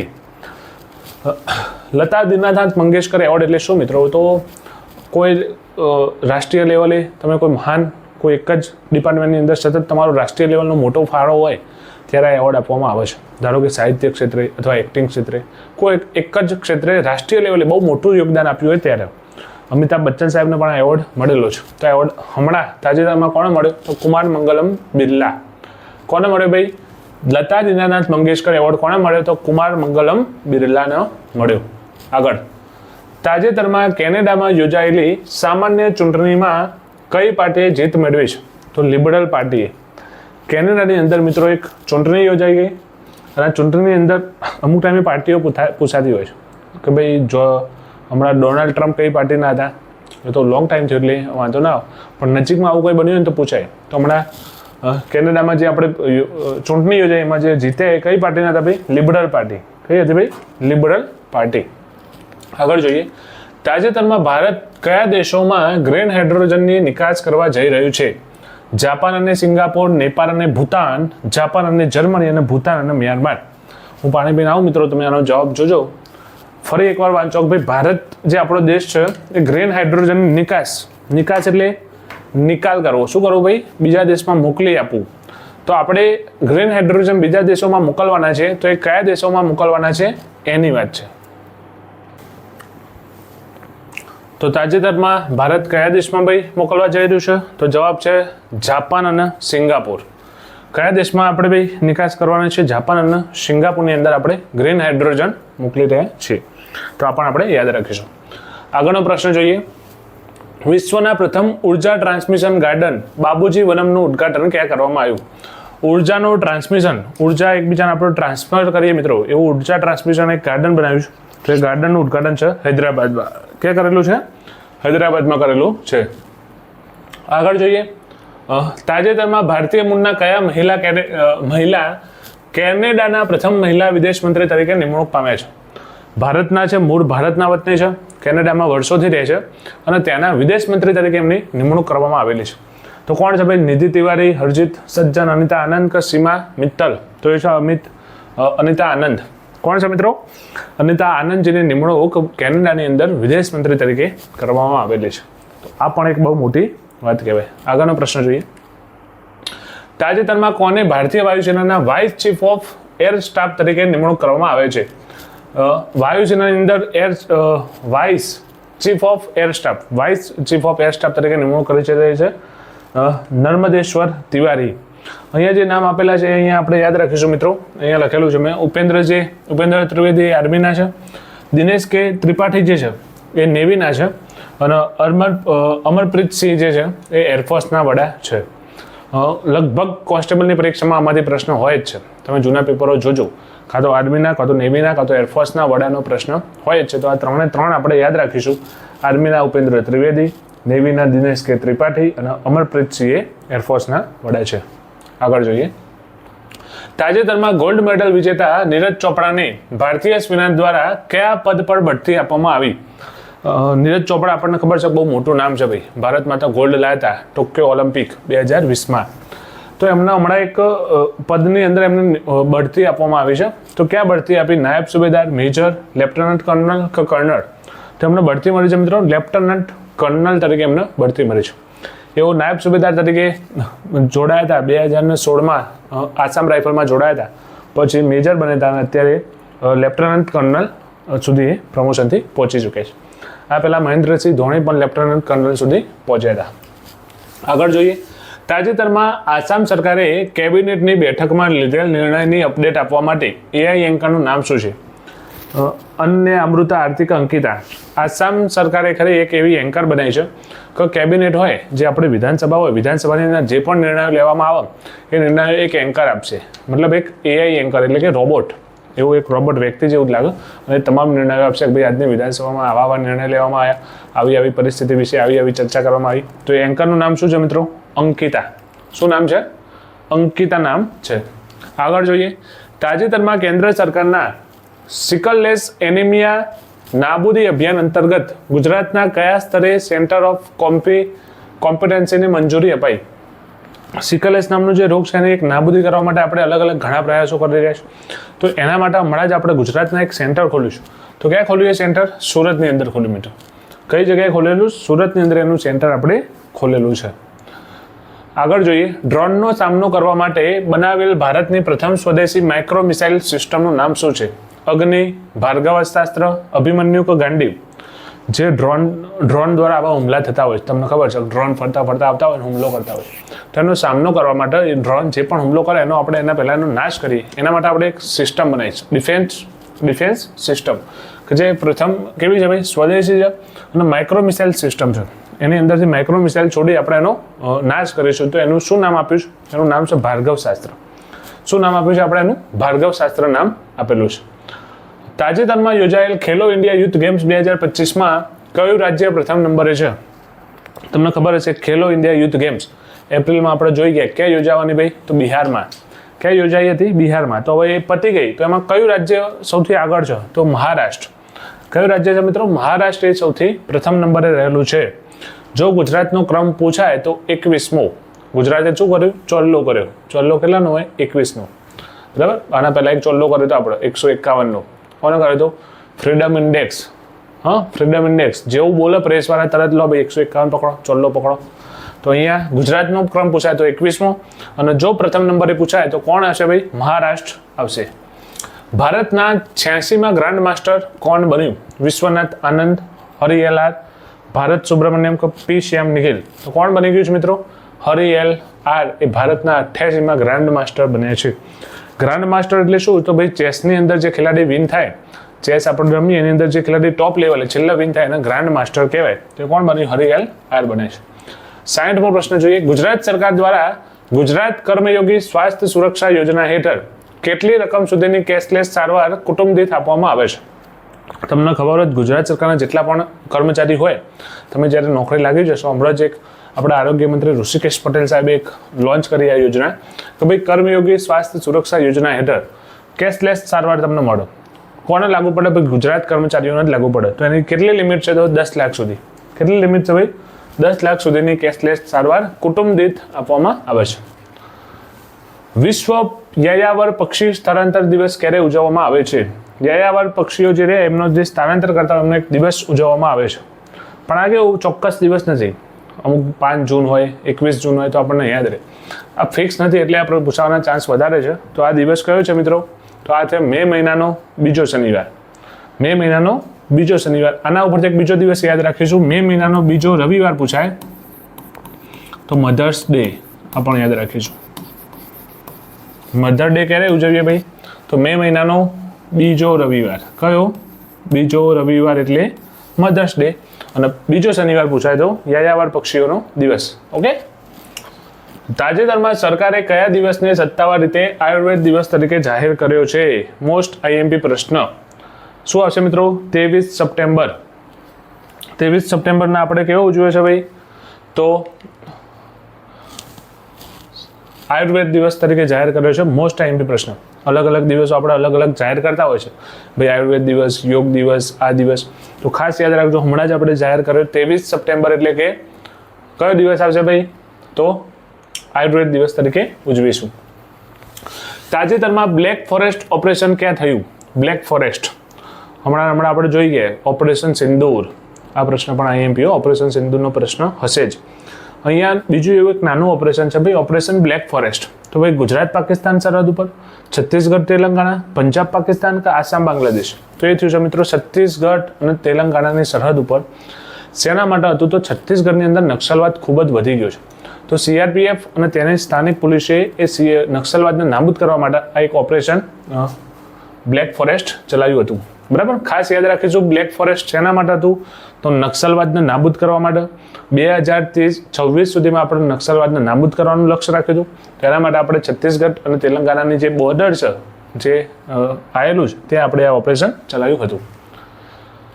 E0 FIR પહેલ અંતર્ગત કેટલા રૂપિયાથી વધુની નાણાકીય છેતરપિંડી સહાય આપમેળે FIRમાં રૂપાંતરિત થઈ જાય છે? અત્યારે ખબર છે પૈસાના ફ્રોડ બહુ વધી ગયા છે સાહેબ. આમ ખાલી મેસેજ પડે ને પૈસા ઉપડી ગયા સાહેબ, આમ થયું ને પૈસા ઉપડી ગયા, તો એની આપણે કમ્પ્લેન કરતા હોઈએ છીએ. સાયબર ક્રાઇમની અંદર ઓનલાઈન આપણે અરજી નોંધાવતા હોઈએ છીએ. તો એ શું થાય? અરજી ઉપર તપાસ થાય. અરજી અને ફરિયાદમાં બહુ મોટો ડિફરન્સ છે મિત્રો. અરજી એ પ્રાથમિક તપાસનો તબક્કો છે, જ્યારે ફરિયાદ એ પાકા પાયે એની તપાસ થતી હોય છે. તો જો 10 લાખ રૂપિયા કરતાં વધુની રકમ હશે તો ઓટોમેટિક ફરિયાદ થઈ જશે, ઓટોમેટિક FIR બની જશે. તમે અરજી કરશો તો પણ એ કન્વર્ટ FIRમાં થશે. તો કેટલા રૂપિયાથી વધુ હોય તો 10 લાખ રૂપિયાથી વધુ હોય તો. તાજેતરમાં સુપ્રીમ કોર્ટે સિવિલ જજ પરીક્ષા માટે કેટલા વર્ષની પ્રેક્ટિસ ફરજિયાત કરી? આ પણ યાદ રાખજો, જો સુપ્રીમ કોર્ટની અંદર જજ બનવું હોય તો 3 વર્ષની પ્રેક્ટિસ તો ફરજિયાત હોવી જોઈએ. કેટલા વર્ષની ભાઈ? 3 વર્ષની પ્રેક્ટિસ તો સિવિલ જજ તરીકે તમે કરેલી હોવી જોવો જ. તાજેતરમાં કયું રાજ્ય ભારતનું પ્રથમ સંપૂર્ણ સાક્ષર રાજ્ય થયું? અહીંયા મોટાભાગના વિદ્યાર્થી કેરળ કરજો, પણ આવશે મિઝોરમ. સંપૂર્ણ રીતે સાક્ષર જોવું હોય મિત્રો, ડિજિટલ સાક્ષર કહો, એમ કહો, નાનું કોઈ વ્યક્તિ સાક્ષર કહો, દરેક રીતે સાક્ષરતાની અંદર જો પ્રથમ રાજ્ય આવશે તો કોણ આવે? મિઝોરમ. જો કેન્દ્ર શાસિત પ્રદેશ પૂછાય તો લદ્દાખ, કેન્દ્ર શાસિત પૂછાય તો લદ્દાખ, રાજ્ય પૂછાય તો મિઝોરમ. તો આ ખાસ યાદ રાખીશું. આગળ, તાજેતરમાં ગુજરાતમાં થયેલ વસ્તી ગણતરી મુજબ હાલ ગુજરાતમાં સિંહોની સંખ્યા કેટલી છે? આ પ્રશ્ન પણ IMP મિત્રો, આના પહેલાં એકવાર વસ્તી ગણતરી થઈ હતી, પરીક્ષામાં પ્રશ્ન પૂછાયો હતો. યાદ સિમ્પલ રાખવાનો છે. પહેલાં 8 આવે, પછી શું આવે? 9 આવે, 9 પછી 0 આવે, પણ 0 પતી જાય તો 1 આવે. ઓકે, તો 8, 9, 1 શું આવશે મિત્રો? 8, 9, 1. પ્રશ્ન એવો પૂછાય કેટલામી વસ્તી ગણતરી હતી? તો 16મી. કેટલામી હતી? 16મી. આપણે 5-5 વર્ષે વસ્તી ગણતરી કરીએ છીએ. 2015માં કરી હતી, 20માં કરી હતી, અત્યારે કરી. વસ્તી ગણતરી છે ને ઉનાળામાં જ થાય મિત્રો, ખાસ યાદ રાખજો. એટલે સિંહોની વસ્તીઓ આપણી તો ગમે ત્યારે થાય, સિંહની વસ્તી ગણતરી છે ને ઉનાળામાં જ થાય. કેમ એવું? ઉનાળામાં શું હોય? પાનખર હોતું હોય, એટલે જંગલની અંદર જે પાન હોય ને એ બધા પડી ગયા હોય. હા, એટલે ઝાડી ઝાંખરા હાથે એવું બધું બહુ જ ઓછું થઈ ગયું હોય, એટલે તમે પરફેક્ટ સિંહ જોઈ શકો. બીજી વસ્તુ, ગરમીના લીધે એ લોકો અંદર રહી શકે નહીં, બખોલની અંદર એમના દળમાં એ બધું ગુફામાં ખાસ ના રહે. એટલે મોટાભાગના સિંહ ક્યાં હોય? બહાર હોય, જંગલમાં ફરતા હોય. એટલે તમે ચોક્કસ આંકડો મેળવી શકો. ઝાડી ઝાંખરા ના હોય, બહુ પત્તા બધું ખરી ગયું હોય, એટલે દૂરથી પણ તમે સિંહ જોઈ શકો. એટલે શિયાળાની અંદર જ ઉનાળાની અંદર જ વસ્તી ગણતરી સિંહની થતી હોય છે. આ તો એક મેટર તમને સમજાવવા પડતું. ક્યારે આવશે ભાઈ? તો 891. આંકડો સિમ્પલ છે, 8 લો, 9 લો, 1 લો, લાઇનસર વધવાનું છે. ઓકે, આગળ, તાજેતરમાં ગુજરાતમાં કેટલામી સિંહની વસ્તી ગણતરી કરી? હમણાં જ સમજાવ્યું. કેટલામી હતી ભાઈ? 16મી. ઓકે, હાલમાં કયા ભારતીય શૂટરે ISSF Indian shooting sports federation junior world કપમાં ગોલ્ડ મેડલ જીત્યો છે? તો ગણક બુધવાર છે. કોણ છે ભાઈ? ગણક બુધવાર. ઇન્ડિયન શૂટિંગ સ્પોર્ટ્સ ફેડરેશનની અંદર જુનિયર વર્લ્ડ કપ, એટલે જુનિયર હોય, સિનિયર હોય, 16 વર્ષથી 17 વર્ષથી નાના રમતા હોય એમને જુનિયર કહેવાય. તો જુનિયર લોકો જે રમતા હતા એની અંદર વર્લ્ડ કપ ગોલ્ડ મેડલ જીત્યો છે કનક બુધવાર. હાલમાં કયા પહેલા મિલિટરી ફોર્સના કર્મચારીએ માઉન્ટ એવરેસ્ટ સર કરવાનો રેકોર્ડ બનાવ્યો? નેહા અગ્રવાલ, ગીતા સમોટા, બચેન્દ્રી પાલ, અનિતા કુંડ. શું કહે છે ભાઈ? પેરામિલિટરી ફોર્સ એટલે શું? મિલિટરી એટલે ખબર છે, આર્મીને મિલિટરી કહેવાય, પણ CRPF, CISF, BSF, જે અલગ અલગ બીજી બધી જે ડિપાર્ટમેન્ટ રહે, CISF, CRPF, CSF, Assam rifle, NIA, આવા અલગ અલગ બધા ઘણા આવે છે. તો આ બધા પેરામિલિટરી ગણાય. અને પૂરેપૂરો તમે મિલિટરીનો દરજ્જો આપ્યો આપણે નથી, તો આ બધી પેરામિલિટરી ફોર્સ કહેવાય. ને એમાંની અંદરથી કોઈ એવા આપણા કર્મચારી છે જેમને માઉન્ટ એવરેસ્ટ સર કર્યું, તો એ છે ગીતા સમોટા. કોણ છે ભાઈ? ગીતા સમોટા. શેમાં છે? તો CISF, Central Industrial Security Force. એ પૂછાય નહીં, આ તો તમને ખાલી સમજાય, બાકી પૂછાય તો આટલું જ પૂછાય. કોણ છે? તો ગીતા સમોટા. દેશની તમામ પંચાયતોમાં મોસ્ટ IMP પ્રશ્ન, દેશની તમામ પંચાયતોમાં નેશનલ ગવર્નન્સ એવોર્ડ માટે કઈ પંચાયતની પસંદગી થઈ? વડનગર, પલસાણા, સુખપુર કે લાડોલ. શું આવશે મિત્રો? પ્રશ્ન શું કહેવામાં છે? દેશની અંદર જેટલી પણ પંચાયતો રહી એની અંદરથી એવી એક પંચાયત છે જેમને નેશનલ ગવર્નન્સ એવોર્ડ મળ્યો છે. તો ગર્વની વાત કહેવાય. એ પંચાયત ગુજરાતની છે. કઈ છે? તો પલસાણા. પલસાણા કયા જિલ્લાની અંદર આવી ભાઈ? સુરત જિલ્લાની અંદર આવેલી.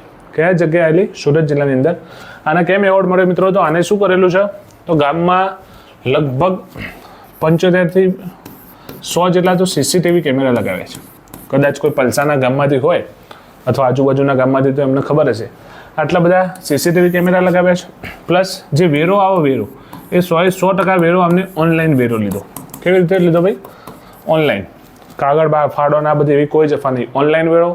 કેમેરા આટલા બધા લગાવેલા છે. પ્લસ ગામમાં ઠેર ઠેર માઇક લગાવેલા, સ્પીકર, કોઈ જાહેરાત કરવી હોય તો સીધું સ્પીકરમાં બોલો, ઓટોમેટિક આખા ગામમાં સંભળાઈ જાય. ઠેર ઠેર કચરા પેટી, ઠેર ઠેર દરેક જગ્યાએ આરસીસી રોડ આ તે આવી તમામ સુખ સુવિધાઓ પૂરી પાડેલી છે પલસાણા ગામે. સુરતની અંદર આવેલું છે. કોઈ આજુબાજુનું પલસાણા ગામનું હોય તો આપણે એમાં કમેન્ટ કરજો. તો ખાસ યાદ રાખીશું કે ભાઈ દેશની તમામ પંચાયતની અંદર નેશનલ ઈ ગવર્નન્સ એવોર્ડ માટે કઈ પંચાયત? તો પલસાણા. આગળ, હાલમાં ભારતીય નૌકાદળમાં પ્રાચીન ટાંકાવાળા જહાજને સામેલ કરવામાં આવ્યું, જેનું નામ શું છે? પહેલા આપણે તમે જોયા હોય મિત્રો, પહેલા પ્રાચીન જહાજ આવતા, પેલા કાપડના એવી રીતે બનાવેલા પેલી હોડી જેવા આવતા, તમે જોયા હોય, નેટ ઉપર કદાચ સર્ચ કરજો, જોવા મળશે. તો હાલમાં આપણે નેવી એક એવું જહાજ ઉમેર્યું જેનું નામ આપ્યું છે નાવિક કૌંડિન્ય. શું નામ આપ્યું? નાવિક કૌંડિન્ય એનું આપણે નામ આપ્યું છે. હાલમાં કયા રાજ્યએ ભારતની પ્રથમ વિસ્ટાડોમ જંગલ સફારી ટ્રેન શરૂ કરી છે? ગુજરાત, તેલંગાણા, મધ્યપ્રદેશ, ઉત્તર પ્રદેશ. પ્રશ્ન શું કહેવા માંગે? ભાઈ એવું કોઈ રાજ્ય છે જેને વિસ્ટાડોમ જંગલ સફારી ટ્રેન શરૂ કરી, એટલે કે જે ટ્રેન જંગલમાં થઈને પસાર થાય અને કેવું કે ભાઈ 2-3 કિલોમીટર નહીં, 106 કિલોમીટર સુધી ટ્રેન જંગલમાં પસાર થાય અને કાચની આજુબાજુ જે હોય એ બધા કાચ મૂકેલા છે, એટલે તમે કાચમાંથી જુઓ તો આખું જંગલ દેખાય, પ્રાણીઓ દેખાય, બધું. સફારી તમારે શું કહેવાય, મુસાફરી સાથે સાથે તમે આ બધી સફારી પણ જંગલ સફારી લઈ શકો. તો કોણ છે ભાઈ? ઉત્તર પ્રદેશ. ઉત્તર પ્રદેશે શરૂ કરેલી છે. 3 અભયારણ્ય એની અંદર જોડેલા છે. 4.25 કલાક જેવી મુસાફરી છે અને ટ્રેનમાં બેઠા હોય તો બધું નિહાળતા જંગલ નિહાળતા કુદરતી દ્રશ્ય નિહાળતા તમે જઈ શકો. વિશ્વ પર્યાવરણ દિવસ માટે વન મંત્રાલય દ્વારા કઈ ઝુંબેશ શરૂ કરવામાં આવી છે? વિશ્વ પર્યાવરણ દિવસ 5 જૂન. ક્યારે ઉજવીએ છીએ ભાઈ? 5 જૂન. આ પણ પ્રશ્ન પૂછાય કે ભાઈ વિશ્વ પર્યાવરણ દિવસ ક્યારે ઉજવવામાં આવે છે? તો 5 જૂનના રોજ. શું ઝુંબેશ છે ભાઈ? તો એક રાષ્ટ્ર એક મિશન અને એક ઝુંબેશ શરૂ કરી છે. તો ઝુંબેશ કઈ છે ભાઈ? એક રાષ્ટ્ર એક મિશન પ્લાસ્ટિક પ્રદૂષણનો અંત. શું છે ભાઈ? જો એક રાષ્ટ્ર એક મિશન તો કોમન જ છે. પ્લાસ્ટિક મુક્ત ભારત, કચરાનો નિકાલ કરો, પ્લાસ્ટિકને કહો ના, પ્લાસ્ટિક પ્રદૂષણનો અંત. ઓકે, ખાસ યાદ રાખીશું, પ્લાસ્ટિક પ્રદૂષણનો અંત. તાજેતરમાં ભારત સરકારે સરકારી વસાહતોમાં દિવ્યાંગ વ્યક્તિઓ માટે કેટલા ટકા અનામત આપવાની જોગવાઈ કરી? હવે સરકારે એવું જાહેર કર્યું ભાઈ, ભારત સરકારે, કે ભાઈ જે સરકારી વસાહતો બનતી હોય, PM આવાસ યોજના અથવા બીજી કોઈ સરકારી જે પણ આવાસો બની હોય એની અંદર દિવ્યાંગ ઉમેદવાર કોઈ હોય તો એને અનામત આપવાની. ધારો કે 100 ઘર હોય તો એમાંથી અનામત આપી એટલા તો રાખવાનું, તો 4% અનામત આપી, એટલે કે 100 ઘર હોય તો એની અંદરથી 4 મકાન તો શું કરવાનું ભાઈ? અનામત રાખવાની. કોના માટે? દિવ્યાંગો માટે. કેટલા ટકા? 4%. દિવ્યાંગો માટે કેટલી અનામત? 4%. અમેરિકાએ રેમિટન્સ માટે પૈસા ટ્રાન્સફર કરવા પર કેટલા ટકા ટેક્સ લાગુ કર્યો? રેમિટન્સ એટલે શું? રેમિટન્સ એટલે એવી વ્યક્તિ જે કોઈ બીજા દેશમાં રહેતી હોય, ધારો કે આપણા ઇન્ડિયાનું કોઈ અમેરિકામાં જાય અને ત્યાં કમાઈને પૈસા અહીંયા મોકલે તો એ વ્યક્તિ તેનું રેમિટન્સ કહેવાય. કોઈ વ્યક્તિ અહીંયા આવે, અહીં કમાઈને એના પૈસા બહાર મોકલો તો એનું રેમિટન્સ કહેવાય. તો આપણા લોકો જેટલા પણ અમેરિકામાં રહે છે અને એ લોકો ત્યાંથી અહીંયા પૈસા મોકલે તો એના પર ટેક્સ લાગુ કર્યો. કેટલા ટકા કર્યો ભાઈ? 3.5%. ધારો કે ત્યાંથી 100 રૂપિયા મોકલો તો 3.5 રૂપિયા એમાંથી સરકાર લઈ લે. શું કરે? 100 રૂપિયા સરકાર લઈ લે, આપણને અહીંયા 96.50 મળે. સમજે? પહેલા આ ટેક્સ 5% લાગુ કર્યો હતો. કેટલો હતો? 5%. પણ લોકોએ વિરોધ કર્યો એટલે એમને ઘટાડીને કેટલો કર્યો ભાઈ? 3.5% કર્યો. ચૂંટણી પંચે હવે એક મતદાન બૂથ પર મતદારોની સંખ્યા મહત્તમ કેટલી નક્કી કરી? 1200, 1000, 1500, 2000. હવે ચૂંટણી પંચે હમણાં કેવું હતું ભાઈ, એક મતદાન બૂથ હોય ને ત્યાં 1500 વ્યક્તિ મત આપી શકો. ધારો કે તમારી સ્કૂલમાં બૂથ બનાવ્યું તો ત્યાં મેક્સિમમ 1500 વ્યક્તિ મત આપી શકો. પછી એનાથી સંખ્યા વધુ હોય તો બીજું બૂથ બને, ત્રીજું બૂથ બને. જો મોટું ગામ છે ને તો ત્યાં બૂથ વધારે હોય, 10 બૂથ હોય, 12 બૂથ હોય, અમુક ગામમાં 2 હોય, અમુકમાં 4 હોય. તો એક સંખ્યા ફિક્સ હતી કે 1500 વોટ એક બૂથમાં, એના પછી બીજું બૂથ, ત્રીજું બૂથ. તો એ સંખ્યા હવે ઘટાડી અને કેટલી કરી મિત્રો? 1200 કરી. કેટલી કરી? 1200. Most IMP. ગુજરાતમાં ચૂંટણી આવી રહી છે એટલે મોસ્ટ આઈએમપી. કેમ 1200 કરી મિત્રો? તો પેલું કેવું ભાઈ, 1500 વ્યક્તિ એક જગ્યાએ આવે તો તેનો સમય પણ વધારે લાગે, વ્યક્તિઓને ભીડમાં ઊભું રહેવું પડે, લાઈન વધારે લાગે. તો એની જગ્યાએ જેટલા બૂથ વધારે હોય એટલા વોટ કરવામાં પણ સરળતા રહે, કર્મચારીને કામ કરવામાં પણ સરળતા રહે અને દરેકના ઝડપથી કામ પતી જાય. ઇસરો દ્વારા કયા વર્ષને ગગનયાન વર્ષ તરીકે જાહેર કરવામાં આવ્યું? 24, 25, 26, 30. તો ચાલુ વર્ષ. કયું વર્ષ મિત્રો? ચાલુ વર્ષ 2025 ગગનયાન વર્ષ તરીકે ઇસરોએ જાહેર કર્યું છે. આપણે આ વર્ષે લગભગ 50 થી 60 જેટલા તો ગગનયાન ઉપર પ્રયોગો કરી ચૂક્યા, હજુ ઘણા બધા કરવાના છે. તો આ વર્ષને આપણે ગગનયાન વર્ષ જાહેર કર્યું. ગુજરાતના કયા શહેરોમાં રેલવેના લોકોમોટિવ મેન્યુફેક્ચરિંગ પ્લાન્ટનું ઉદ્ઘાટન કરવામાં આવ્યું? તો ક્યાં બનશે? દાહોદમાં. દાહોદની અંદર રેલવેનો એક મોટો મેન્યુફેક્ચરિંગ પ્લાન્ટ બને છે મિત્રો. ત્યાંથી લગભગ છેલ્લા 10 વર્ષમાં આપણે 1000 કરતાં પણ વધુ એન્જિનો બનાવવાના છે. હા, અને 10,000થી વધુ લોકોને તો આપણે ત્યાં રોજગારી આપવાના છે. એટલે બહુ મોટો રેલવેનો એક પ્લાન્ટ બનાવ્યો છે ગુજરાતની અંદર દાહોદમાં, કે જ્યાં રેલવેના એન્જિનો તે બધું શું બનશે? નવી નવી ટેકનોલોજીના તે એન્જિનો બની જશે. તો ગુજરાતના કયા શહેરમાં ભાઈ? દાહોદમાં. રેલવેના એન્જિન ક્યાં બનશે? હવે દાહોદમાં બનશે. હાલમાં રાષ્ટ્રીય મહિલા આયોગ દ્વારા મહિલાઓ માટે કયું પોર્ટલ લોન્ચ કર્યું? રાષ્ટ્રીય મહિલા આયોગ જે ખરું આપણા દેશનું, એને એક પોર્ટલ લોન્ચ કર્યું છે મહિલાઓ માટે. તો એ પોર્ટલનું નામ શું છે? તો એ પોર્ટલનું નામ છે યશોદા AI યોર AI સખી. હા, નંદિની AI, વાટિકા AI, મમતા AI કે યશોદા? તો યશોદા AI, યશોદા એટલે માતા. યશોદા માતા, યશોદા AI યોર AI સખી. આર્ટિફિશિયલ ઇન્ટેલિજન્સના એટલે જેટલી પણ તમારે માહિતી જોઈ છે કે ભાઈ એનો ઉપયોગ કેમ કરવો, એનાથી પૈસા કેમ કમાવા, ડિજિટલ તમને જે પણ માહિતી જોતી હોય બધી માહિતી આ પોર્ટલ ઉપરથી મહિલાઓને મળી જશે. તો મહિલાઓ આનો ઉપયોગ કરી શકે વ્યવસ્થિત રીતે, એટલા માટે આ પોર્ટલ લોન્ચ કર્યું, જેનું નામ છે યશોદા AI યોર AI સખી. CBSE central board of secondary education સંલગ્ન શાળાઓમાં કયા વિભાગની શરૂઆત કરવાનો આદેશ કર્યો? CBSE બોર્ડ આવા આપણે ભણીએ એને Gujarat secondary higher secondary board કહેવાય, અને એવું કેન્દ્રનું બોર્ડ આવે એને CBSE બોર્ડ કહેવાય. તો સ્કૂલોની અંદર એક વિભાગ ફરજિયાત ચાલુ કરવાનો કર્યો. કયો વિભાગ ભાઈ? વ્યાયામ બોર્ડ? ના. Sugar board, health checkup board કે ટ્રાફિક સેફ્ટી બોર્ડ? તો બોર્ડ કયો કરે ભાઈ? Sugar board. દરેક બાળકોને ફરજિયાત ડાયાબિટીસ, સુગરને લગતી એમને નોલેજ આપો, એમનું ચેક કરતા રહો, અને ફરજિયાત એમને સુગર ખાવી જોઈએ, કેટલી ખાવી જોઈએ, એનું પ્રમાણ કેટલું, તમામ માહિતી એમને બાળકોને ફરજિયાત આપવાની એવું લોન્ચ કર્યું છે. કયું ભાઈ? CBSE દ્વારા લોન્ચ કરવામાં આવેલું છે. આગળ જોઈએ. હાલમાં ગુજરાતના કયા જજની સુપ્રીમ કોર્ટના જજ તરીકે નિમણૂક કરવામાં આવી? ગુજરાતના એક જજ છે, મતલબ વતની છે ગુજરાતના, ને એમને સુપ્રીમ કોર્ટની અંદર જજ તરીકે નિમણૂક કરવામાં આવી. તો એ જજ કોણ છે મિત્રો? છે નિલય અંજારિયા. કોણ છે ભાઈ? નિલય અંજારિયા. કચ્છના વતની છે. ઉત્તરાખંડ કે કર્ણાટક હાઈકોર્ટના મુખ્ય જજ હતા, અને એમની નિમણૂક હવે સુપ્રીમ કોર્ટમાં કરવામાં આવી છે. તો આપણા માટે ગર્વની વાત કહેવાય કે કોઈ ગુજરાતી સુપ્રીમ કોર્ટની અંદર જજ તરીકે અત્યારે બેઠા છે. તો આ આપણો છેલ્લો પ્રશ્ન મિત્રો. મે મહિનાના કરંટ અફેર્સના વિડીયો પ્રશ્નો અહીં પૂરા થયા. જાન્યુઆરી ફેબ્રુઆરી તો તમને મેં કીધું એમ આપણે સમયનો અભાવ છે એટલે પ્રોવાઈડ નહીં કરાવી શકીએ. પરીક્ષા એકદમ નજીક છે મિત્રો. વધારાનું કંઈ ના વાંચતા. પરીક્ષા કેવી રીતે આપવી? પરીક્ષા ખંડમાં ઘરેથી નીકળતા પહેલાં શું ધ્યાન રાખવું? પહોંચ્યા પછી શું ધ્યાન રાખવું? પરીક્ષા રૂમમાં કેવા માઇન્ડસેટથી જવું? પરીક્ષાના પેપરોના પ્રશ્નોને કેવી રીતે સોલ્વ કરવા? કોઈ પ્રશ્નને કેવી રીતે સામે કોઈ પ્રશ્ન આવે છે તો એને કેવી રીતે ડિફેન્ડ કરવો? કેવી રીતે એનો જવાબ આપવો? એ બધા ઉપર આપણે આના પછી એક વિડીયો બનાવી તમને સમજાવીશું, જેથી છેલ્લા એન્ડ સમયે તમે અમારા અનુભવના આધારે પેપર આપી શકો. આશા રાખું મિત્રો તમને વિડીયો ગમ્યો હશે. જો હજુ સુધી ચેનલને સબસ્ક્રાઇબ ના કરી હોય તો સબસ્ક્રાઇબ કરજો, વિડીયોને લાઇક કરજો, શેર કરજો, અને જરૂરિયાતમંદ વિદ્યાર્થીઓ સુધી ચોક્કસ શેર કરજો. જય હિન્દ, જય ભારત.